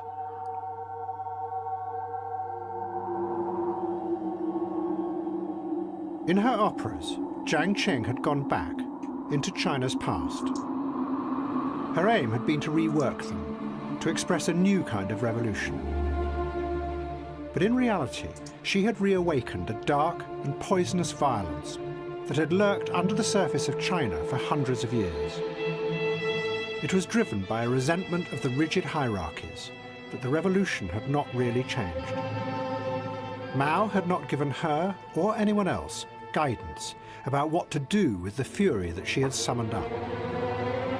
And now she knew why. He had simply been using her, and the violence that she created, as a way of destroying all opposition to him. Lovely lesson in applied elite theory going on here. Mao using this maniac to eliminate his rival castles. Then she becomes a rival castle, and now it's her turn to go. There's also something interesting about the moment of the collapse of an episteme of one kind. Curtis referring there to the sort of generations of in China brought up under a quietist philosophy. Fit in. Keep your head down. serve the collective, aim for harmony. And then at the moment that is fractured or broken, it unleashes this confused hysteria. It reminds me a little bit about when people talked about places like Albania when they came out of communism and capitalism was mooted as the solution. It just went crazy, and people had completely unrealistic expectations of capitalism, and as a result, the Albanian economy was destroyed by pyramid selling schemes. So the vulnerability that people have at that moment where the ground is ripped away from underneath. He had no other vision of Beautiful One Night in Bangkok reference in the chat, Simon. Mao watching the game, controlling it. how to solve the old divisions and resentments in China. His only aim had been to get rid of all his rivals in the party. Jiang Qing had been betrayed yet again.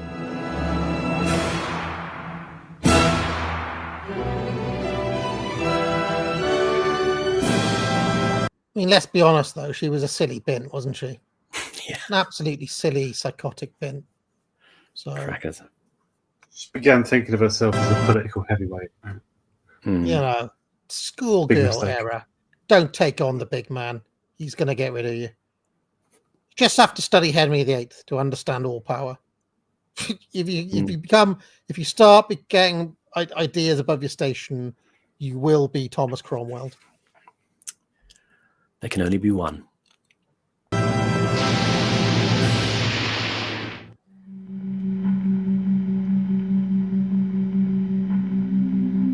The members of the Red Army faction were now planting bombs and robbing banks all across West Germany.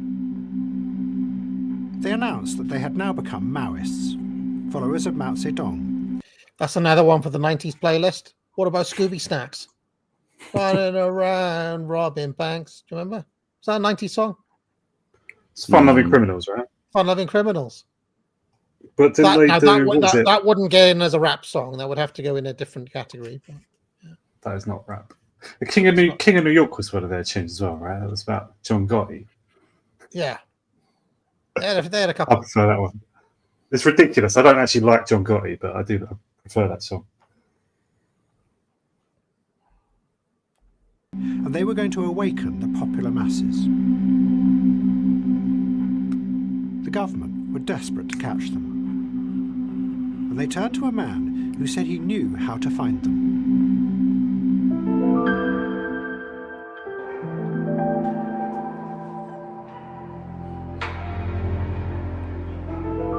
He was called Horst Herold. He was the head of a tiny federal crime investigation unit. It had no real power because any national police system was prohibited by law to stop Nazism from ever re-emerging. But Herold insisted that the only way to catch the terrorists hidden in the cities was to reintroduce control from the center. His solution was to use a computer, because there was no law to stop that. Working day and night inside a protected complex. This is a pretty neat little microcosm there, right? Isn't there? That if you, the further you go with trying to ban and sort of dispel the fantasy of Nazism, the more you just open yourself up to communist terrorism. Like it's just as simple as that. Anti-fascism equals free reign for the left, and we sort of see that with Charlie Kirk murder as well, right? Yeah, I mean, you can't get away from central control in a mass society is the issue. Herold created a giant computer network that monitored the movements of millions of people. He also fed into the computer vast amounts of data, not just about the terrorists themselves, but others who, in his words, represented a danger. Individuals the data showed might become terrorists in the future. Like George Galloway, for example, or because this is what they're doing now. Stopping people at the airports and stuff. Yeah. This guy Harold is quite interesting. I'll stick up an essay about him. He was called Commissar Computer, and essentially he was very influenced by Norbert Wiener, who developed computing and cybernetics back in the late 40s, and we saw him back in All Watched Over by Machines of Loving Grace.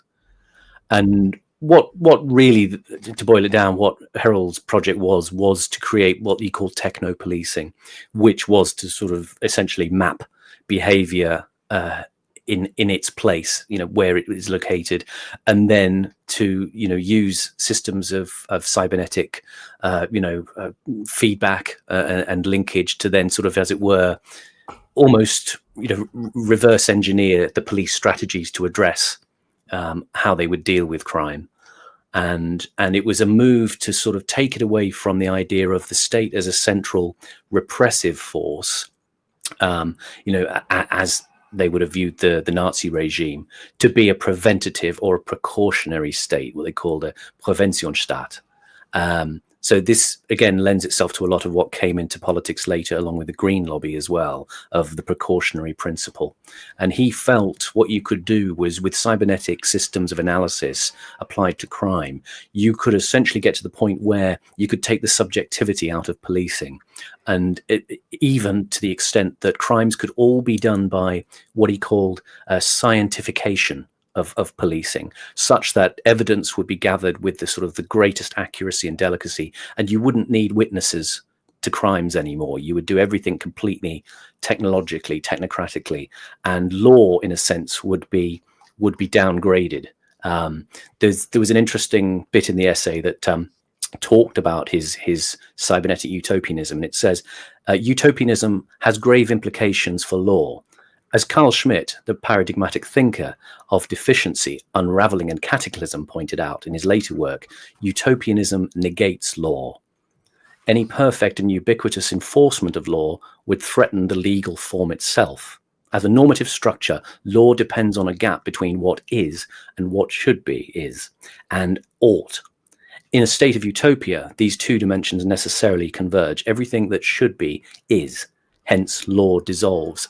And Harold had this idea of, again, taking out all of those subjective qualities, with the gaps in the law where the law wasn't keeping up with technology, and by using this form of cybernetic mapping of behavior, close up those gaps, so there wouldn't really be any question of the law, having to sort of, work out whether things were crimes or not. It would purely come down to a sort of gathering of forensic evidence, and you'd be guilty. And in a way, it sort of preempts this thing if you could do away with things like juries. So he laid a lot of the groundwork for intelligence-led policing and surveillance, that it's too big a claim to say that, our system adapted from that. But it started a tendency which in the 70s was revolutionary and radical, and it didn't stick in Germany, but it later become the form of policing. I mean, you've got the sort of hint of kind of, Minority Report kind of pre-crime, essentially, that's creeping in here. But that was what Harold was trying to develop, and he did actually sort of revolutionize the thinking about policing along those precautionary lines. Kind of mental to build an entire system on where the central principle is simply just not Nazi. Like, how can that be the central pillar of any society? It's not strong enough, really, is it, to be a central pillar of a society? And I think we're finding out the hard limits of that at the moment. It's fundamentally negatory. Yeah, it's just not a thing. You can't, it's like, I know this is going to sound weird, but it's like in the debates between God and Satan, where hell is a negation, evil is a lack, because it's defined against God. So it can't really be a thing in and of itself. I mean, all they've done is invert that, putting like the Nazis where God is, as Satan. It's a very strange thing. But anyway, let's carry on. From all this, Harold created what he called logical sequences. Patterns drawn from the data that predicted where the terrorists might be hiding in the cities. What he had invented was a new rational bureaucracy, working from the centre, in which information was control. It was the start of mass electronic surveillance, and it caught the terrorists. Überlegen Sie sich, was wollen Sie denn jetzt? Wie wollen Sie sich aus dieser Situation befreien? Es gibt keine Chance.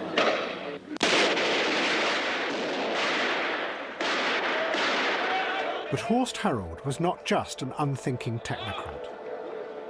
By studying all the data, he believed, come to understand that the terrorists were just a tiny part of something much bigger that was happening all across the world. A German still call Horst today. This seems like it was a big name in the 60s and 70s. I remember there was a 70s German wrestler called Horst Hoffmann. Right, if you've never seen him, he throws a magnificent European uppercut. But you don't really come across that. Like, you don't see, they tend not to be called Horst now. I can't think of any footballers called Horst or any politicians called Horst. Yeah. Do you remember, was it The Living Dead where we had Horst Mahler also related to this subject? Wasn't he also in the Red Army faction? But he was in the previous bit of this episode. Actually, he was the guy who started out as a far left Baader Meinhof militant, and then by the 90s he'd become a neo-Nazi. So, but was still interviewed by Adam Curtis. I love that. Yeah, this footage here is for the capture of a couple of the Baader Meinhof. Holger Mainz was the guy in the underpants, and the guy on the stretcher here is actually Andreas Baader, who they would. Is it like in this country you don't really have like young girls called Mavis? It's like an old, permanently an old woman's name. Ethel. Ethel. Yeah. Edna. For men, it would be like Wilfred. Yeah. People aren't called Wilfred anymore. Alfred. There was a period in the 90s where my Gen X friends were naming their children with all kind of quainty old-fashioned names like Molly and Polly. And they came back. And, there's a lot of Mollys and Pollys, and Alfred came back, and Jack has always been big, and you get Arthur. There's a few of them, you get young, but Wilfred. I feel like young boys aren't called Colin anymore either. Yeah, Keith. Colin. Derek. I want to see the return of Derek and Clive. Desmond. Yeah. Something that those in power did not yet comprehend. And in 1973, he made an extraordinary speech that laid out the world that he saw coming. Someone in the chat is saying, say old lady Welsh names. The thing is, in Wales, because people are keen on their Welsh identities, I think those names keep on getting recycled. Yeah. You do, there's the occasional Anne Harrod or Myfanwy or whatever. A load of people are called Bethan, Nerys. They do have Blodwyn. They exist. I remember there was a dog called Blodwyn, I seem to recall. Anyway, let's carry on. It means white flower, by the way. Apparently it means white flower. No good boyo. The violence and the horror that the terrorists created, he said, did not just happen because of something evil or sick inside their heads. It was a reaction to the new system of power that was rising up. I knew a Caris. I knew a Keris. I knew girls are still called that in Wales. Rhiannon, that's very popular. Rhiannon. Of course, Rihanna means something else now. It's the umbrella girl, isn't it? But Gwydion, across that one. That's Gwydion and Gwydion as well. That's a good one. World. It was the system that the radicals had identified in the 1960s. The new global networks of multinational corporations and international finance that they believed were ruthlessly exploiting the world. If you want to get rid of the terrorism, Herold said, there are two alternatives. You either use political power to change and reform that global system, or you decide to systematically control the people and their anger and their discontent.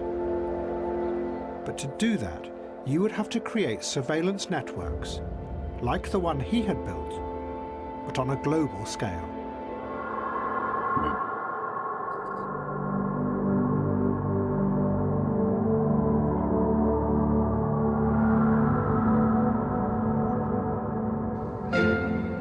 Geraint, that's another one. Geraint.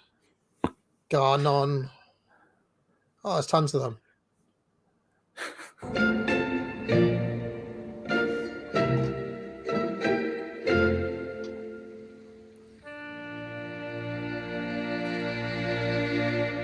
In Notting Hill, all the politics had gone. The counterculture had transformed completely into a new kind of consumerism, with self-expression at its heart.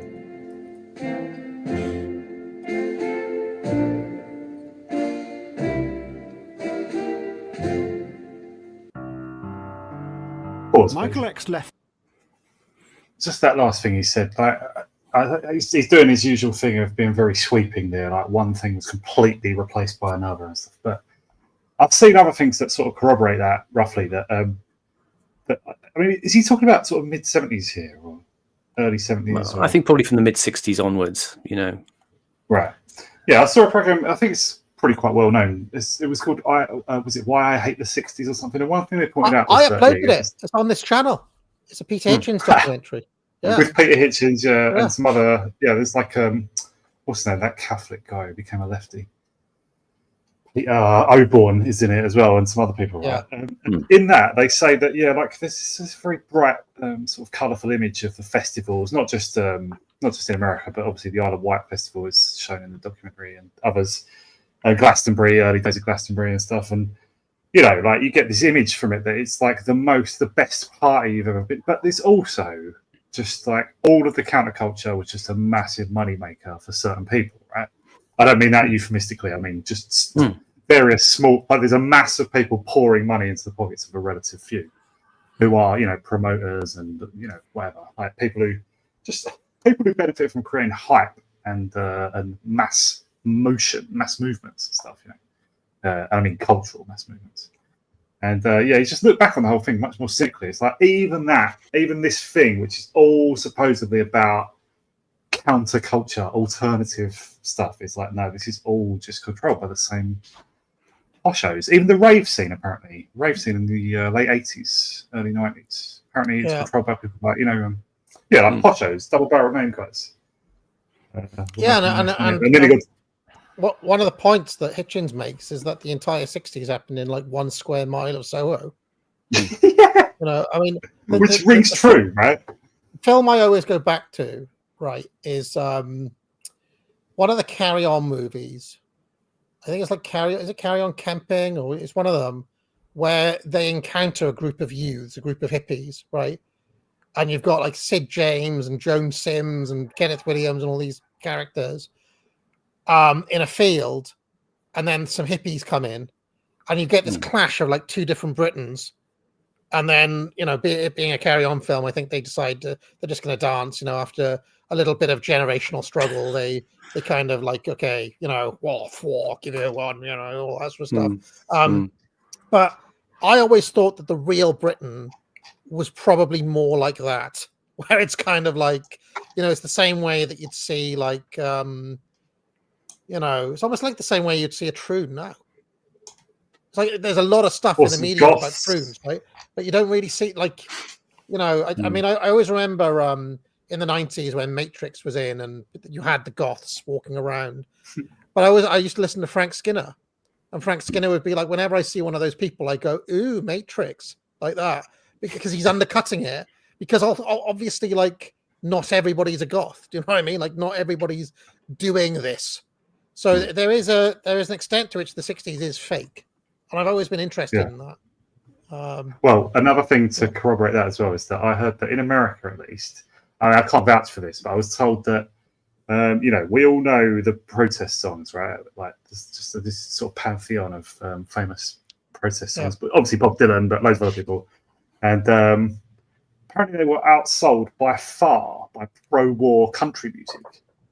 Like the whole time, the whole Vietnam War, like pro-war stuff. But that there's that song, "The Green Berets," is one example. That was a massive hit, And you just don't hear about it now because the people who supported the counterculture or who profited from it, they control things. They continue to control things, or they took over, and they act as though the enemy doesn't exist. I mean, that moment in the Carry On film, that very much reminds me of what's been going on this last week with the Your Party business. Yes, yeah, very much so. Yeah. You know, you've got this sort of, there's this schismatic moment of culture on stage. I mean, it's very kind of, in a weird way, you know, I like my cultural theory, it's very hauntological. You've got the spectrality of the old left on the stage, Corbyn, who's kind of like Banquo, seated silently, you know, while the new kind of power-crazy Macbeths go mad in front of him, you know, and they're all kind of like Lady Macbeth. It's almost gender conflicted, you know, and he's just shaking his head and witnessing this. You know, it's one of the classic phrases used in hauntological theses is this idea of the time is out of joint. Yeah. Yes. This rupture that you've got, and you've got it literally there on a stage as a picture, the old left shaking its head and this carousel of nutters trying to bring it into the present. But this is the thing that woke, in a way, as a thing, tried to synchronize political energy on the left across the Atlantic, because the problem in Britain is they're always kind of, you know, you've said this thing before, about how in Britain they refuse to entertain the interesting, the bleeding edge of discourse in politics. We always keep it retarded, and literally in that case, Jeremy Corbyn is a situation where his political culture is retarded by about 15 years or 10 years, but whenever he was back, you know, leading the Labour Party, and he's now struggling. You know, he it's like I was saying to earlier on that he had his moment. And it was he was undercut, you know, as leader of the Labour Party. Now he's trying to come back, and now time has rolled on, and he's surrounded by these crazies. You know, it's like the Doors song. All the children are insane. He's out of joint. It's like when superstar Billy Graham tried to come back in the mid-80s, or like you know, I in a way I always love it when you get somebody who's like out of their moment.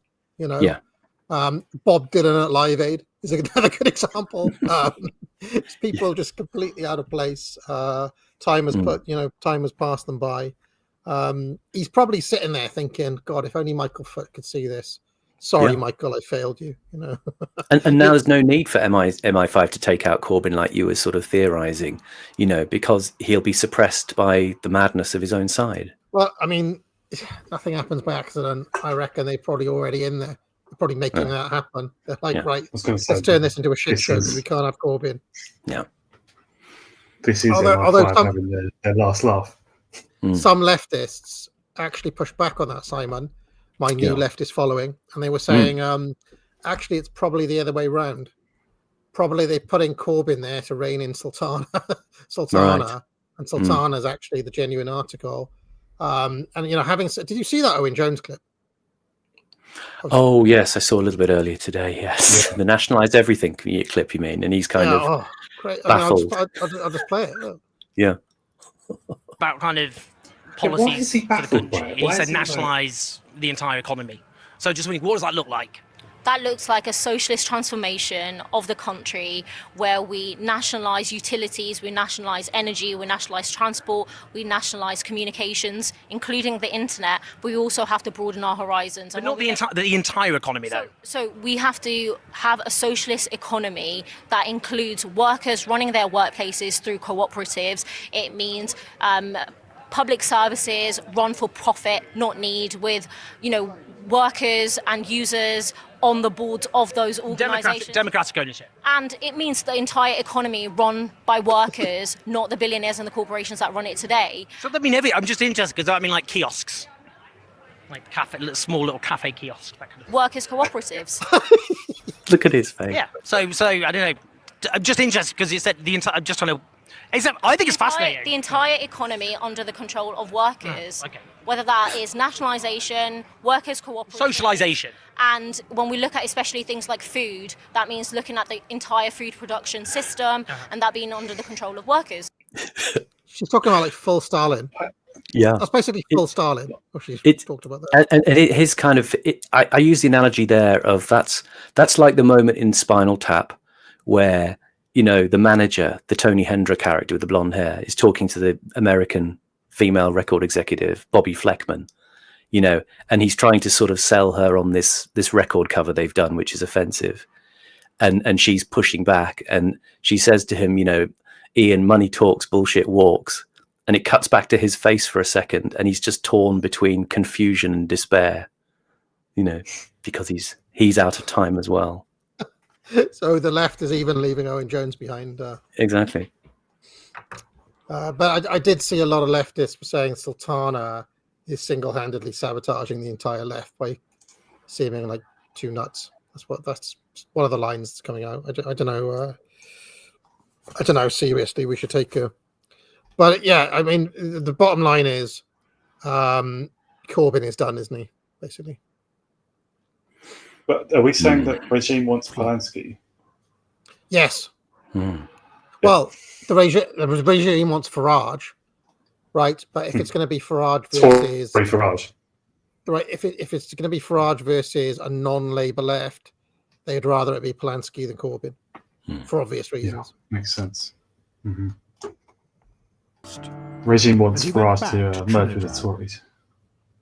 Yeah, exactly. I mean, structurally, it needs that to happen, and it needs Corbyn not to be on the ticket, really, because Polanski is obviously more pliable, more malleable, more packaged and presented. Not a comrade than Corbs. And he's not against the gay, basically, right? He's not actually an anti-imperialist. Yeah, although he has made a couple of comments about leaving NATO, which surprised me a little bit, but maybe he's doing that because you know, people sent him my critique of him. Maybe, I don't know, or maybe he's hearing that from his own side. Hold on a second, you're just the same as these other stooges. So maybe he's throwing them a couple of bones, right? But in the same way that Mamdani is just a Soros stooge, Polanski is just a stooge of the system. It's obvious. It's so obvious. I imagine the Greens of Germany were not always so overtly pro-regime, pro-empire as they are now. But now they are just, the cloak is thrown off, you know. Yeah.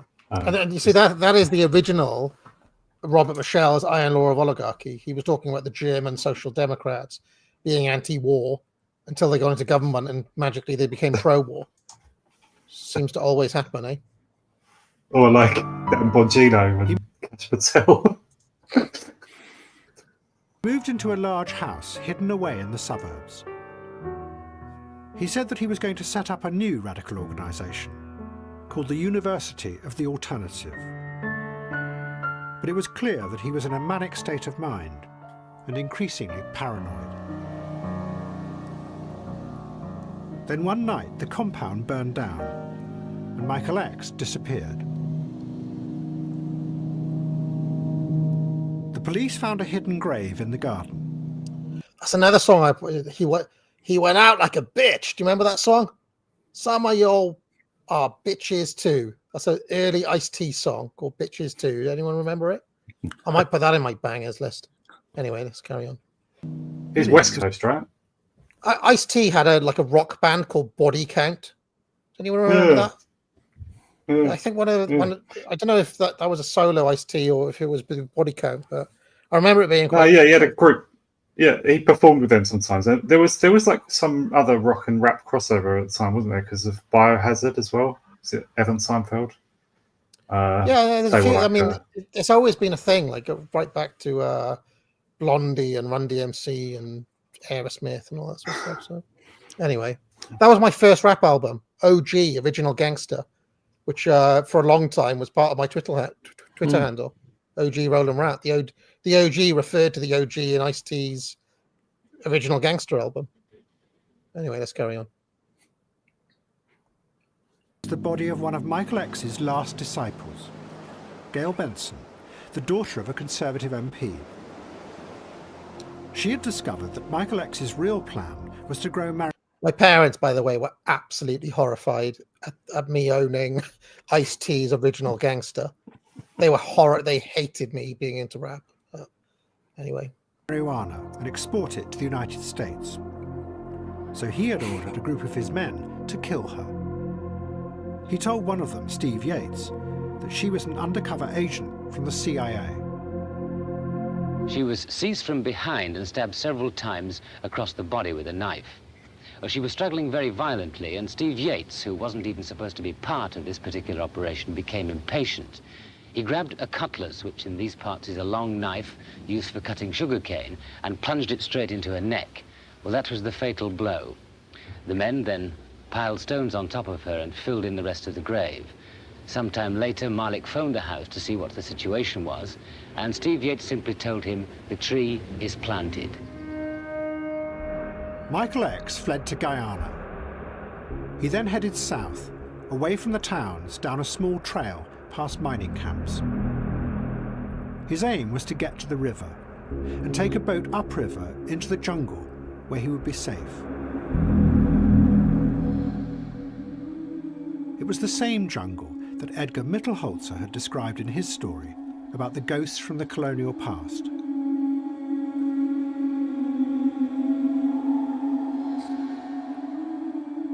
But there was one person who was about to show that even in the growing mood of paranoia and defeat, an individual who believed in the idea of revolution could take on the power of the state and defeat it.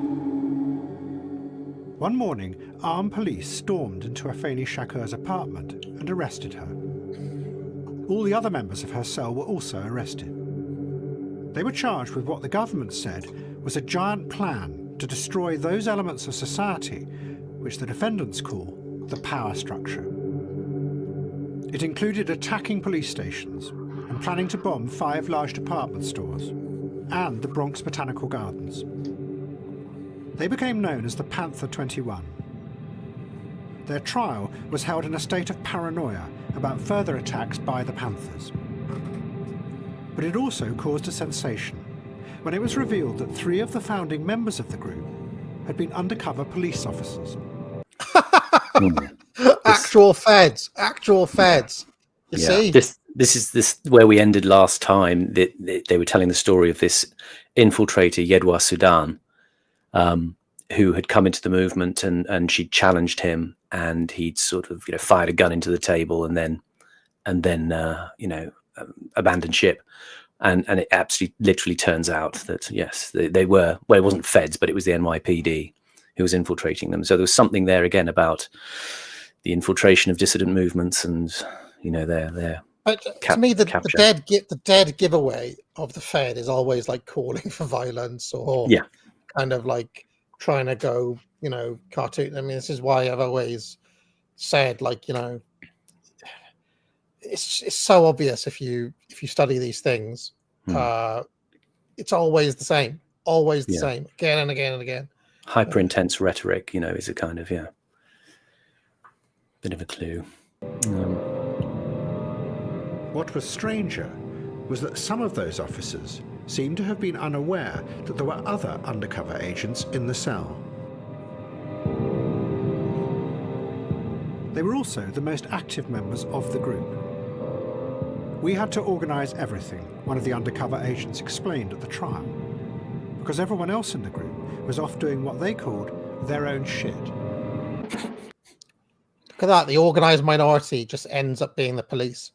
And the interesting thing about the Panthers was they were very readily adopted as a kind of fashionable cause célèbre with the New York metropolitan intelligentsia.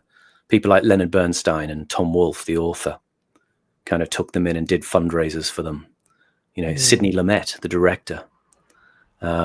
Abby Hoffman, who was the activist, who was a student of Marcuse. Bernstein, Lumet, Hoffman. I'm saying nothing.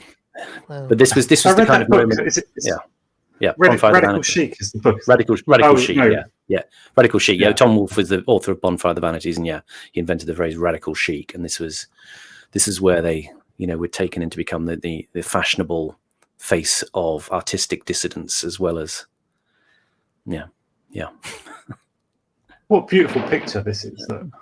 Very nice.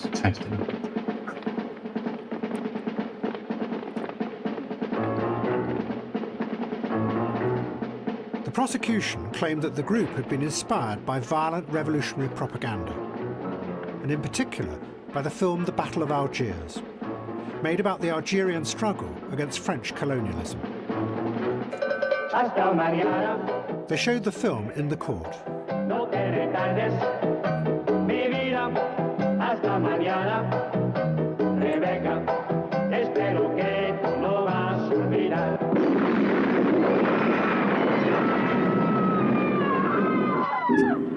Unlike all the other Panthers, Afeni Shakur chose to defend herself.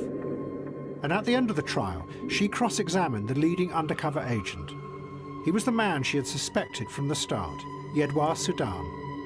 His real name was Ralph White. A journalist who was in the courtroom wrote a book that described what happened. She started by getting White to admit that really most of the inspiration for the plots came from the undercover agents. Not only had they continually pushed for the violence and suggested the targets, but they had also arranged to buy the dynamite of yet another undercover agent. They had also arranged for the cars to transport the dynamite. That really, the plot to attack America had been created and driven by the American authorities. It's just mental that they do this. It's just so crazy that they do it. And this shows up later with, I mean, I've mentioned it before on the stream, but you know, the Chris Morris film of a few years ago, The Day Shall Come, where he essentially created a plot about how the FBI is essentially acting as agent provocateur for lots of these small, aimless terrorist group plots in America. And this isn't, you know, conspiratorial. There's a good body of case histories where people have just simply been provoked to do these things, so the federal authorities can rush in and claim a collar. Which is just obviously, I don't know by the letter of the law or what, but obviously as criminal itself, they turned into a criminal organisation. But then Afeni Shakur went further. She talked to White in the courtroom, not as a police officer, but as a comrade that she had spent 18 months with, and asked him about the activism that they had done together in the community. He said that he thought what they had done was powerful, inspiring, and, he said, beautiful. She asked if he had misrepresented the Panthers to his police bosses. He said yes. She asked if he had betrayed the community. He said yes. When the jury was sent out, they talked for 40 minutes, came back and acquitted all the defendants. See, there's the problems with juries, Horace. That's the problem with juries. That's not the result the state wanted. Damn jury messing it up. Should have left it up to old Judge Joe Brownie. Or Judge Judy. It was a powerful example of how an individual could challenge those in power and win.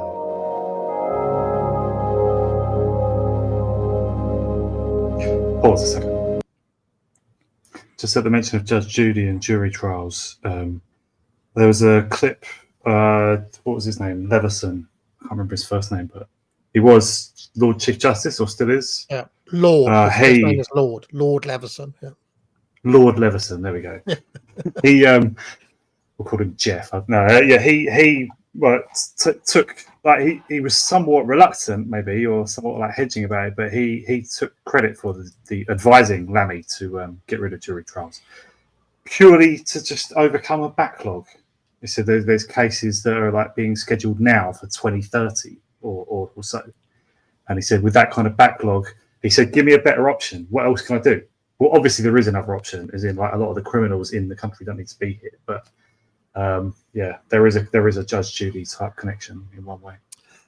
This individual on the left of Miss Shakur here is very familiar looking, and I'm trying to think like, who does he look like? This guy, really familiar looking. I'm trying to place anywhere in the chat. Oh. Yeah, Eddie from Friends, but black. That's not who you mean, right? I can only think No. Harlem Globetrotters or something. That's all I'm It saying. really reminds me of someone. I'm trying to place it. But anyway, He's like Chris Rock with an afro.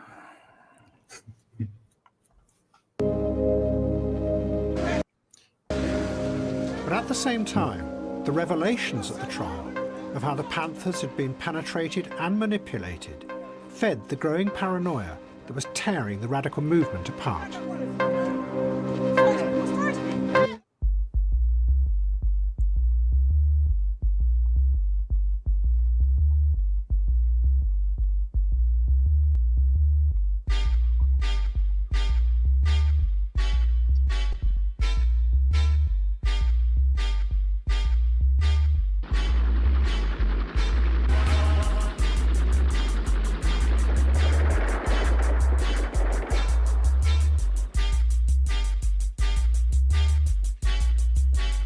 They claim that I'm violent just cause I refuse to be silent. These hypocrites are having fits cause I'm not buying it, defying it. Envious because I will rebel against any oppressor, and this is known as self-defense. I show no mercy, they claim that I'm the lunatic. But when this shit gets thick, I'm the one you go and get.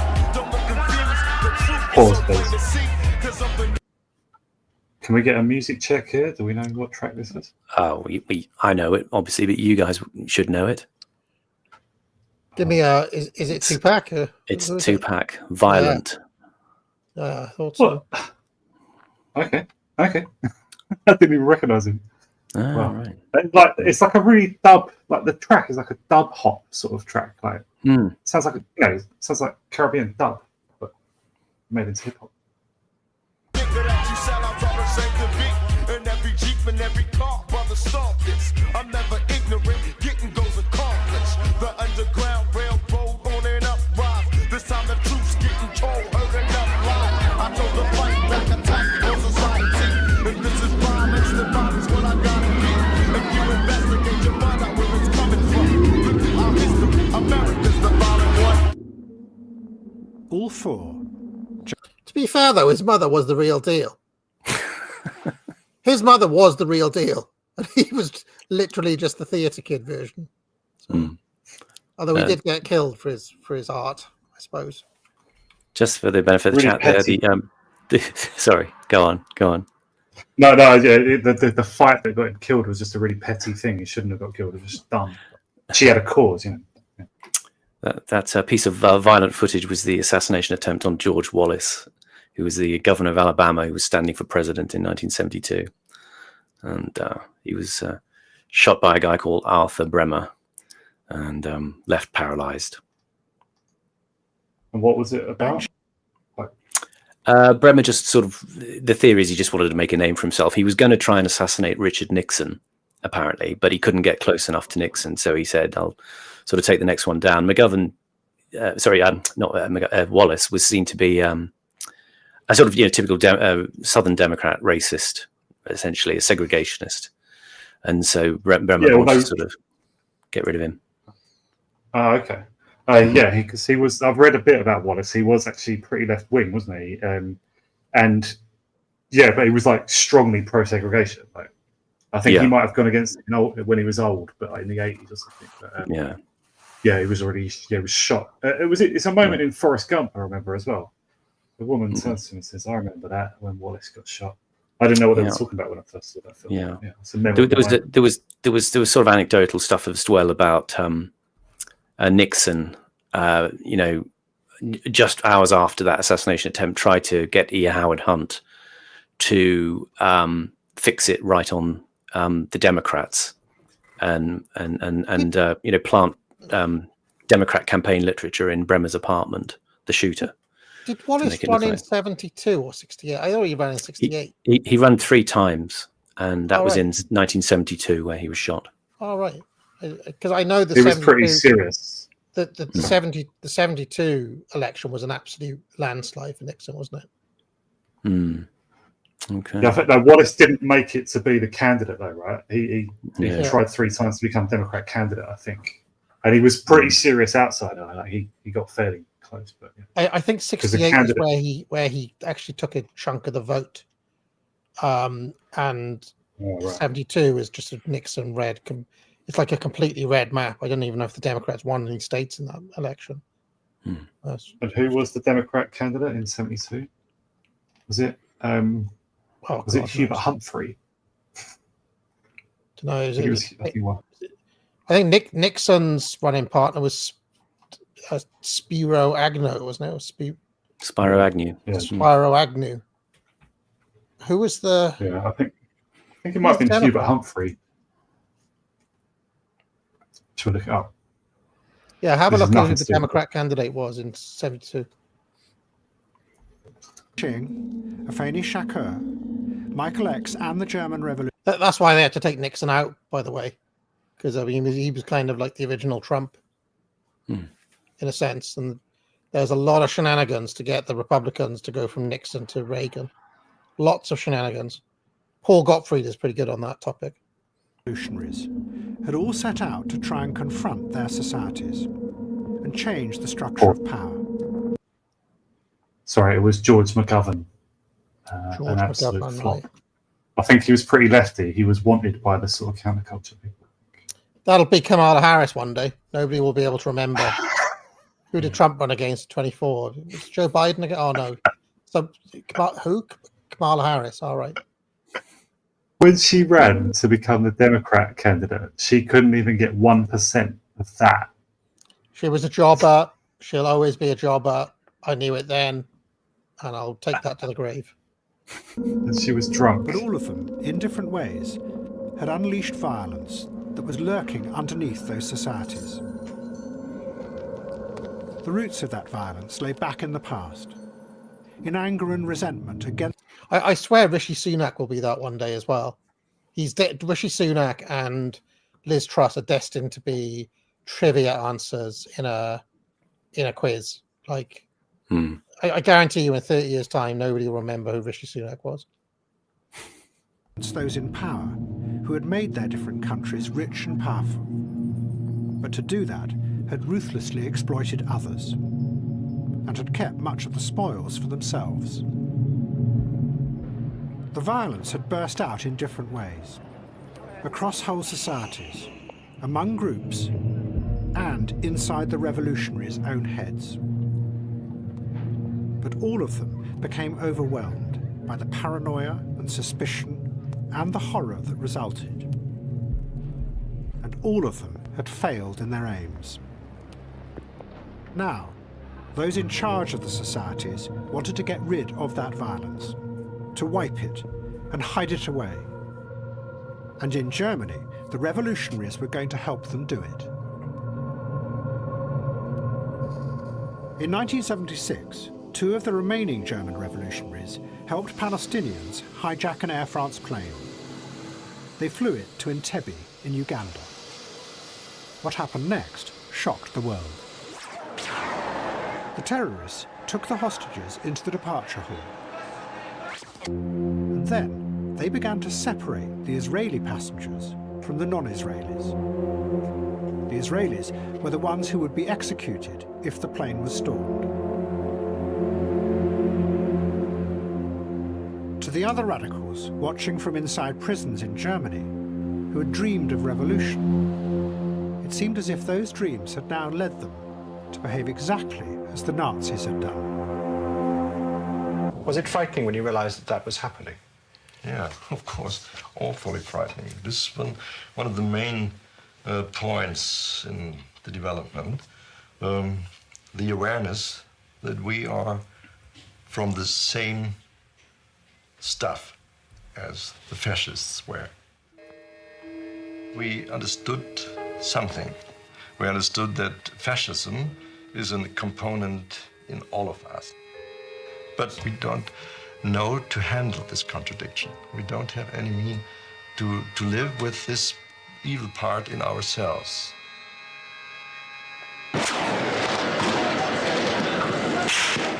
The Israelis mounted a rescue at Entebbe. The hostages were saved, and the terrorists were killed. But the Germans' behavior in the hijack had an incredibly powerful effect on radicals and liberals all across the West. 3 years before, the man who had been chasing the terrorists, Horst Herold, had argued that the violence did not just come from inside them, that they were reacting to something that was happening in the world. But now, the revolutionaries and many of their supporters began to argue that maybe the violence was not in the system. It was inside them.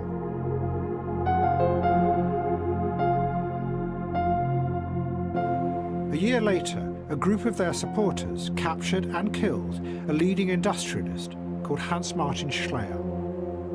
He had also been a leading Nazi in the war.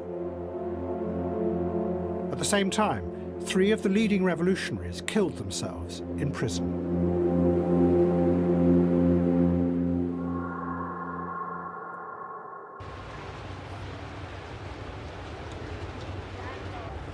In an extraordinary moment, on one day in October 1977, 2 funerals were held in the same city, Stuttgart. One was for the revolutionaries. Hundreds of their supporters flooded into the cemetery, watched by 1,000 armed police.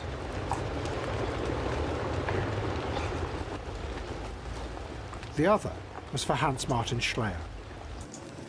The leaders of the industrial and financial establishment came together at a church in the centre of the city. It was a moment that dramatically symbolised what had happened. The industrialists and the bankers had come not just to mourn Schleyer, but to bury any idea of radical change in Germany. Pause. It's almost like it's a dictatorship, isn't it? Go on, Horace. Yeah, that's a bit. He's sort of projecting his own narrative onto their actions a bit there, right? Saying that they came, like, just these businessmen. That was what was in their minds, was it, when they went to this funeral, to bury any possibility of real change? What are you talking about? That's such a strange thing to say. I'm also picturing, as they all these businessmen congregated on a church in the city, he says, was this church actually like a glass and steel like business building, just like but sacred inside? I wonder. And also, you were saying that there are no Horsts anymore, which I agree. I thought of another one, Gordon. There's no Gordons. There's no baby Gordons. So, yeah. That's a good point. The last Gordon I can remember was the one on Esther Ranson. Was it Gordon Burns? Is that his name? Gordon. There was a Gordon who sat on the panel on Esther Ranson. And there was Gordon Jury, the footballer, 90s. Gordon the gopher. And there was Gordon in Thomas the Tank Engine, but he was already one of the big uns, and that was in the 80s. So older, middle-aged by now. So you don't. That's a name. There's Gordon the moron, of course, from Jilted John. Gordon Brown. Gordon Brown. Gordon Brown. It's a Scottish name, right? Yeah. I had a teacher at university. Gordon Ramsay, of course. Gordon Ramsay. Yeah. Gordon Ramsay. Yeah. But no baby Gordons. No, you don't come across that name too often.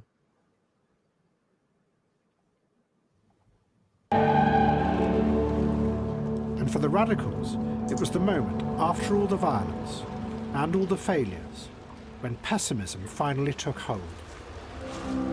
It said that this is what all radical attempts to change the world inevitably lead to. And in the growing age of the individual, it led to the conclusion that the fault is inside you, the individual, not in society. Those who had wanted to change the world now began to turn inwards. This distrust was going to be reinforced by the growing influence of the psychologists, who said that human beings were really irrational and lived in a dream world. Out of that was going to come the modern system of power, in which psychology would join with economics and with finance to make sure that that dream world was managed.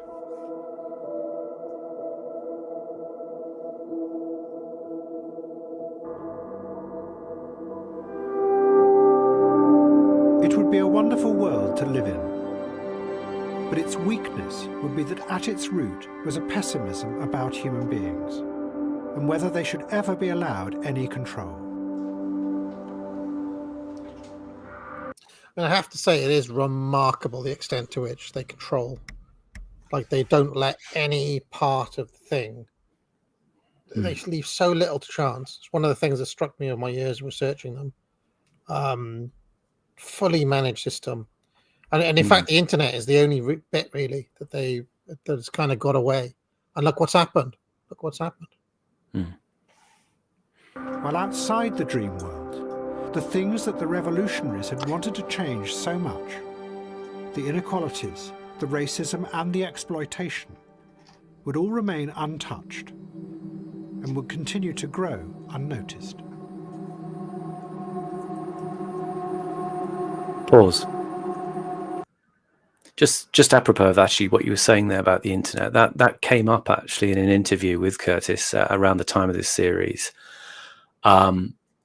where he was saying, if I could just find the quote, he said, "I think something else is going to come along soon, a new kind of politics, which allows you to be an expressive individual, but is also part of something that's bigger than yourself. If we could seize back control of the internet from the venture capital funds, then that's a good place to start." So he kind of is putting faith at this moment that something from the collectivity of the internet might result in a positive directional change.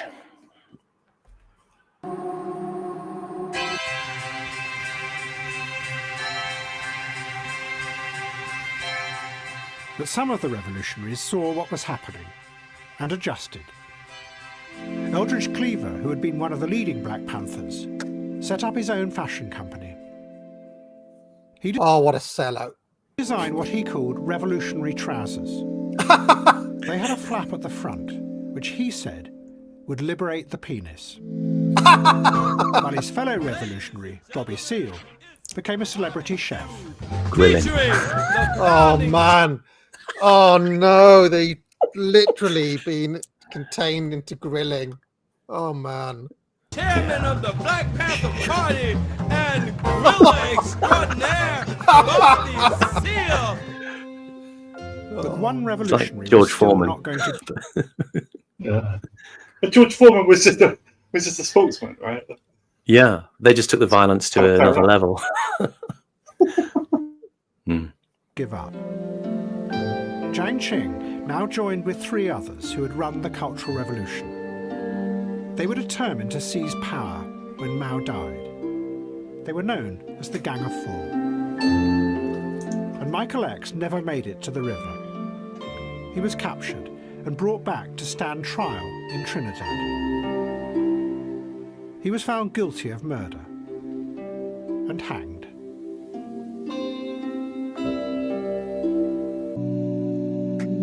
And in the future, the violence and the anger would be played out in the artificial world of culture. It would be the images and the words of revolution. But in reality, nothing ever really changed. This is a shocking indictment of Tupac. A shocking indictment of Tupac. I have no idea. The whole program is actually just him taking aim, ready to fire at Tupac at the end. Look at you, dancing clown. This is it. To your old mother. This is another quote from the interview at the same time. He says, "Culture is a comfort blanket that radicals cling to so they can hide from the terrible fact that they don't have any answers." And what was forgotten in this new age? Pause a second. Who was that quote from, Simon? That was from Curtis talking about this at the same time. I mean, this is part of his thesis, especially with the new series Shifty, that at some point around about the mid-60s, late 60s, early 70s, liberals retreated into culture as a means of retrenchment. I mean, I think, you've talked about Toynbee before, talking about the retreat into culture, and they stuck their heads in the sand. They obviously thrived and became very influential and wealthy in the culture making industries, especially in places like Britain and the US. But it was a means of avoiding the gritty kind of political work, I suppose, that when you did that recent stream with Caleb Maupin, and he was talking about the sort of the people who kind of just sort of nutted it out at a level of maybe community organizing and local politics in the left. You know, the DSA, the people who, I mean, Mamdani's the DSA, isn't he? He's the Democratic Socialists of America or whatever. And this is another critique that guy Jeremy Gilbert had as well, that Curtis is focusing on the kind of wacky liberals to an extent, who went and abandoned the political struggle by making culture. And at the same time, a lot of the kind of the radical dissidents, you know, the people like we see like Afeni Shakur and so on, were still kind of plowing away, but they were excluded from the system. So they weren't captured by that particular soporific of you know, being given an entree into making culture like we're seeing on the screen right now. Including by the psychologists who were exploring. Sorry, pause a second. Just another like sort of editorial point here. Like when you take music away from a music video, like almost all of them, certainly including this one, they just look ridiculous. I mean, even a lot of hip hop videos that like they don't sync up the movement, like the dance. Maybe you just can't anyway because of how it's filmed. But like they don't sync up the dancing with the beat or anything. Like I'm always surprised how much music videos affect people, because I have found that there's loads of songs that I first saw as a video and didn't like, and then heard the song on its own and then thought it was quite good. It's just, yeah, like I actually do think he's trying to ridicule Tupac here, and he's done it the best way. He's invoking the sort of cultural trope of the eerie, where the culture here, it's been emptied out of its substance, and you know, he's substituted the soundtrack which speaks to its emptiness. I hate to say this, but I think Puff Daddy and Mace did this whole dancing into the fish lens camera, long lens, better than Tupac did. I reckon that TLC did it even better, right? Yeah, I think they did it. For some reason, he looks really lame doing this. I reckon that Puff Daddy and Friends would look less lame if you took the music out. But maybe I'll splice together this video with a Puff Daddy one, and we can have a look on Twitter afterwards. Self by drilling ever deeper was that what you are and what you feel comes not just from inside you, but from where you are in the power structure, because that flows through you too. When you see an individual white boy, you're not afraid of that individual white boy. What you are afraid of is the power that he represents, because behind him stands the local police force, the state militia, the army, the navy, the air force. When you see an African, there is no power behind him. There is no one speaking for his interests.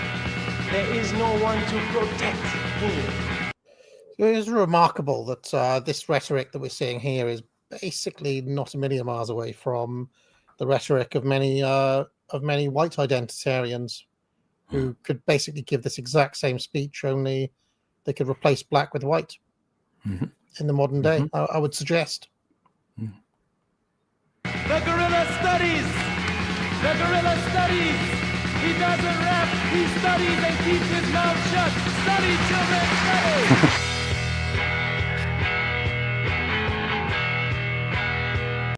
Very interesting indeed. Very interesting. The gorilla studies and keeps his mouth shut. Interesting. There we are. Yes, there's been a few super chats here. A pile from Coney on Entropy who says, ContraPoints is the modern embodiment of a witchy androgynous eunuch cultist you would have found at an Ishtari temple in Sumeria or in the Gali priests of the Phrygian god Cybele in ancient Rome.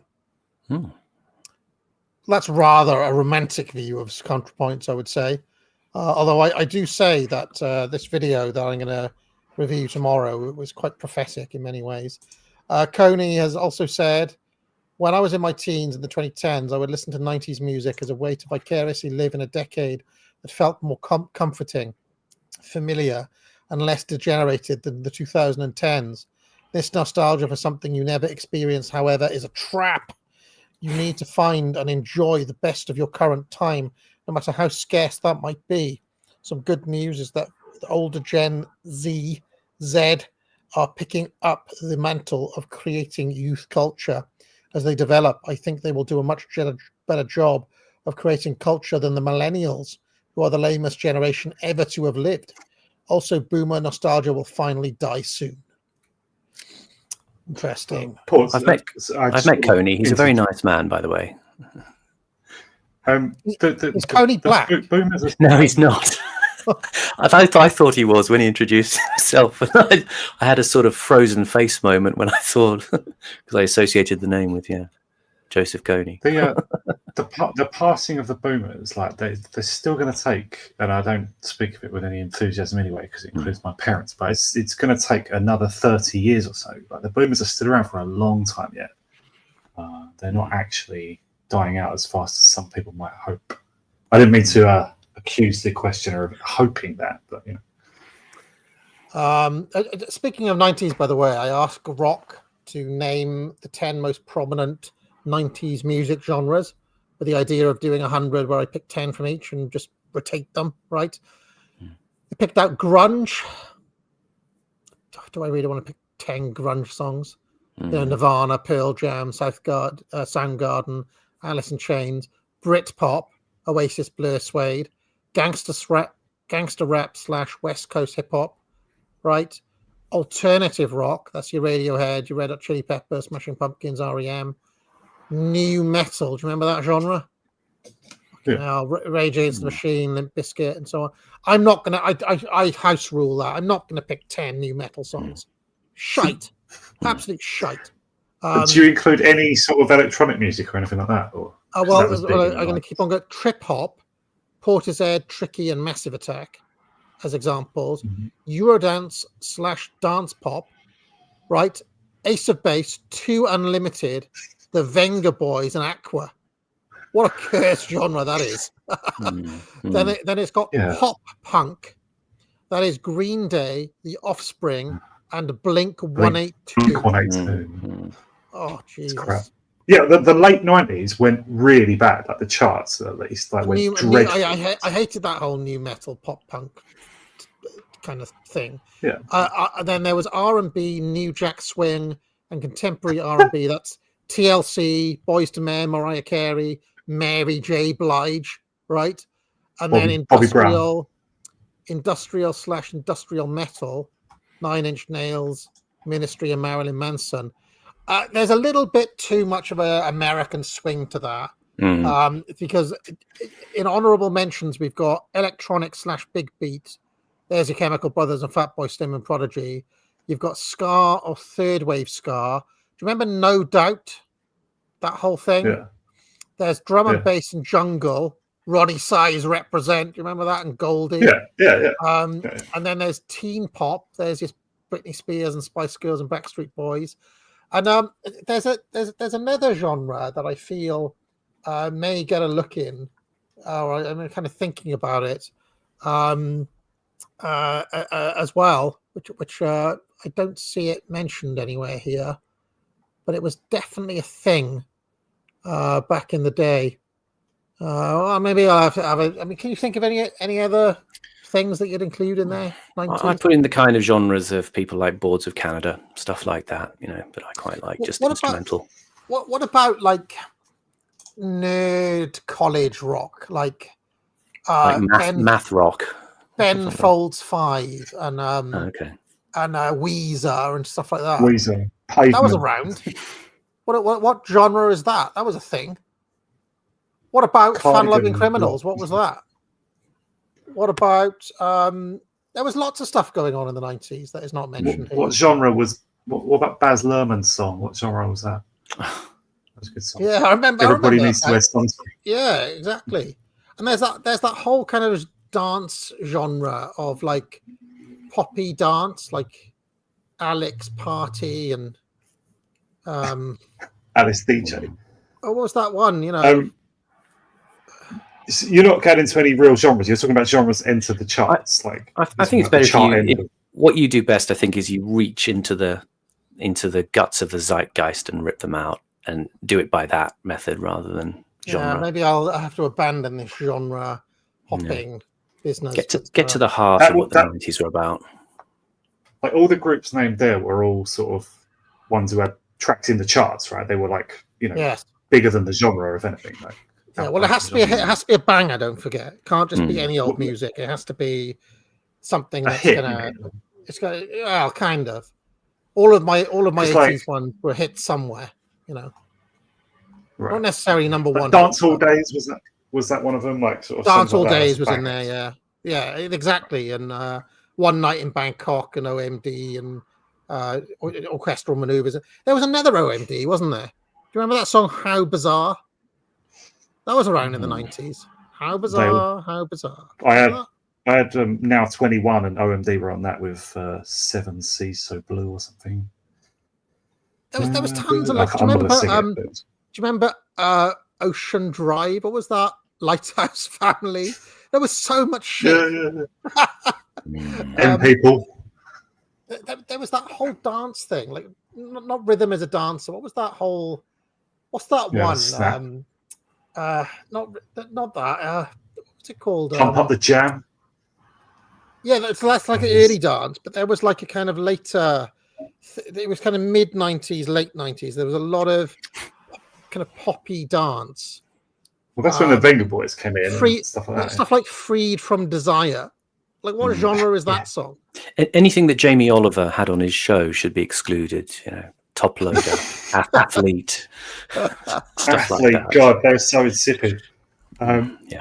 Free from Desire, that would be like a trance track that maybe got big and then they put vocals on it. That was apparently just called that genre is just called Eurodance. Apparently, right? Okay, so you had also like Eurodance. Who's that? Like, what's that track by Corona as well? Like Rhythm of the Night. That was like that's Eurodance. But there was also stuff like Night Feelers, Push the Feeling On.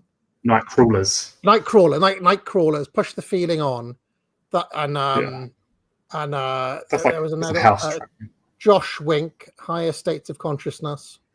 That's acid trance, really. But that got in the charts. Yeah, that was a big hit. Well, like this is what I'm saying is on disc 2 of like Now 96 or New Hits 96. All these songs were on there. So these are the sorts of things I'm going to have to try to like unearth. But I need my memory. Prodigy came out of the rave scene, didn't they? But they became big in their own right, bigger than the scene, if anything. Yeah, I think so. Yeah. Yeah. That's okay. Do you remember Aswad? That was a thing as well. Like, Aswad. Bogling to Aswad. Maybe the 90s were. Maybe there aren't 100 bangers better than Madonna from the 90s. I don't know. What about Seal? Crazy by Seal. Is that 90s? That's a nice song. Seal was 90s. I like Seal's Batman song, Kiss from a Rose. Yeah. It's a banger. Song. It's a good song. Anyway. Gazmo says, I'm paying you £5 to show appreciation for the Glengarry Glen Ross reference yesterday. And thanks for the recent output, comrade. Well, thank you very much. I reference Glengarry Glen Ross possibly once a week in hidden and veiled forms. What was that? What was this one? You are there to help us, you fairy, you company man, not to fuck us up. I was talking about Rachel Reeves. Chris Primer says, who told you that you could work with men? Whoever told you could work with men? That is such a good film. I love the pure masculine energy of the whole film. I say that's one of the best Pacino performances. That film. He's brilliant in that film. He's so good in that film. Chris Primer says, I heard Mao enjoyed watching people die. I hope not. T-Dog says, Oliver Stone's Nixon is an underrated film. The deleted scene of Mao and Helms are worth watching. That is a good film. Muff Edit says, Mary Poppins or Chitty Chitty Bang Bang? It's a no-brainer, mate. Mary Poppins is one of the best films of all time. I mean, Chitty Chitty Bang Bang's all right, but it's not like a masterpiece like Mary Poppins is. I mean, when I did my top 100 films, I think I would put Mary Poppins like in 1 or 2. It's one of the best films ever, objectively speaking. Coney says, worst song ever made was C'est La Vie by Bewitched. Yeah, that's bad. Yeah. But it does have a melody. I mean, there's worse. Do you remember their song Roller Coaster. That one. They were all wore denim. What? They all wore denim. Wait, you're not getting mixed up with Roller Coaster by fucking Red Hot Chili Peppers, right? No. Roller Coaster of Love. Bewitched had a song called Roller Coaster. My favourite Roller Coaster linked song is Fairground by Simply Red. So, it's number one. Red were around. Wet were around. Oh, there was so much shit. Maybe I won't Wigfield. do I won't do the 90s. What pulp song would you have if you're using pulp? What one? You don't have to use them. It's not forced. This is the thing. I get like, it just seems so trite to include a pulp song. Do you know what I mean? But then, if it's not there, people will complain like, "Where's pulp?" But the pulp lobby will, but you can ignore them. They're not like dangerous. I don't know. Disco 2000. Okay. This is hardcore. I don't know. What would you choose? Common People. I like Common People's a brilliant song. Yeah, I like Babies as well. That's a good early pulp song. It's quite a favourite for their older fans, I think. It's just the first one I heard of theirs when they were just up and coming. Yeah. But Common People's a brilliant song. It's great. And it is I might do the William Shatner version. Do you remember Mike Flowers Pops did a cover of Oasis, Wonderwall? Yeah. Do you remember that? Yeah. So I like to throw in a few novelty one-hit wonders and things like that. So anyway, I'll have to have a think about that. Anything forthcoming that we should look out for, you two? No, nothing in particular other than the stream next week. And I just want to remind people that Adam says one thing I really look forward to each year is the Christmas ad stream, because the content is just so dark and revealing about who we really are, i.e. a lot of 30-something BPD women whose lives of lonely materialism and crushed hopes can only be fixed by scoffing a Yule log from Sainsbury's. We're going to rediscover our inner Dawn French. Yeah, aren't we? I quite like a Yule log from Sainsbury's. Not the chocolate fudge. I get deja vu from that. Have you played that one before? No, never mind. I have something to promote. Just that I've got a new article coming out on Substack soon, so the link is probably below the video, isn't it? So. Check out Horace's Substack for the new article soon. Buy a course at the Academic Agency, but most importantly of all, friends, get out, and maybe I will compile a 90s list after this. Now we've talked about it, I have to have a think. All right, bye. Ocean Colour Scene. He loves Ocean Colour Scene, apparently. What was that one which was the intro to that Chris Evans show, TGI Friday? What was it? There was like the river song or something. Who was that? That was a good song. Yeah. Something about the river does flow or something. The river song. That was a great song. Anyway. I'm just going to make one call out to the chat. I see you, Pink Dam, with Rye Spangle. I get that reference. What goes on in this town is none of your business. As long as I'm living here, it is. Then maybe you shouldn't be living here! Well, that's easily fixed.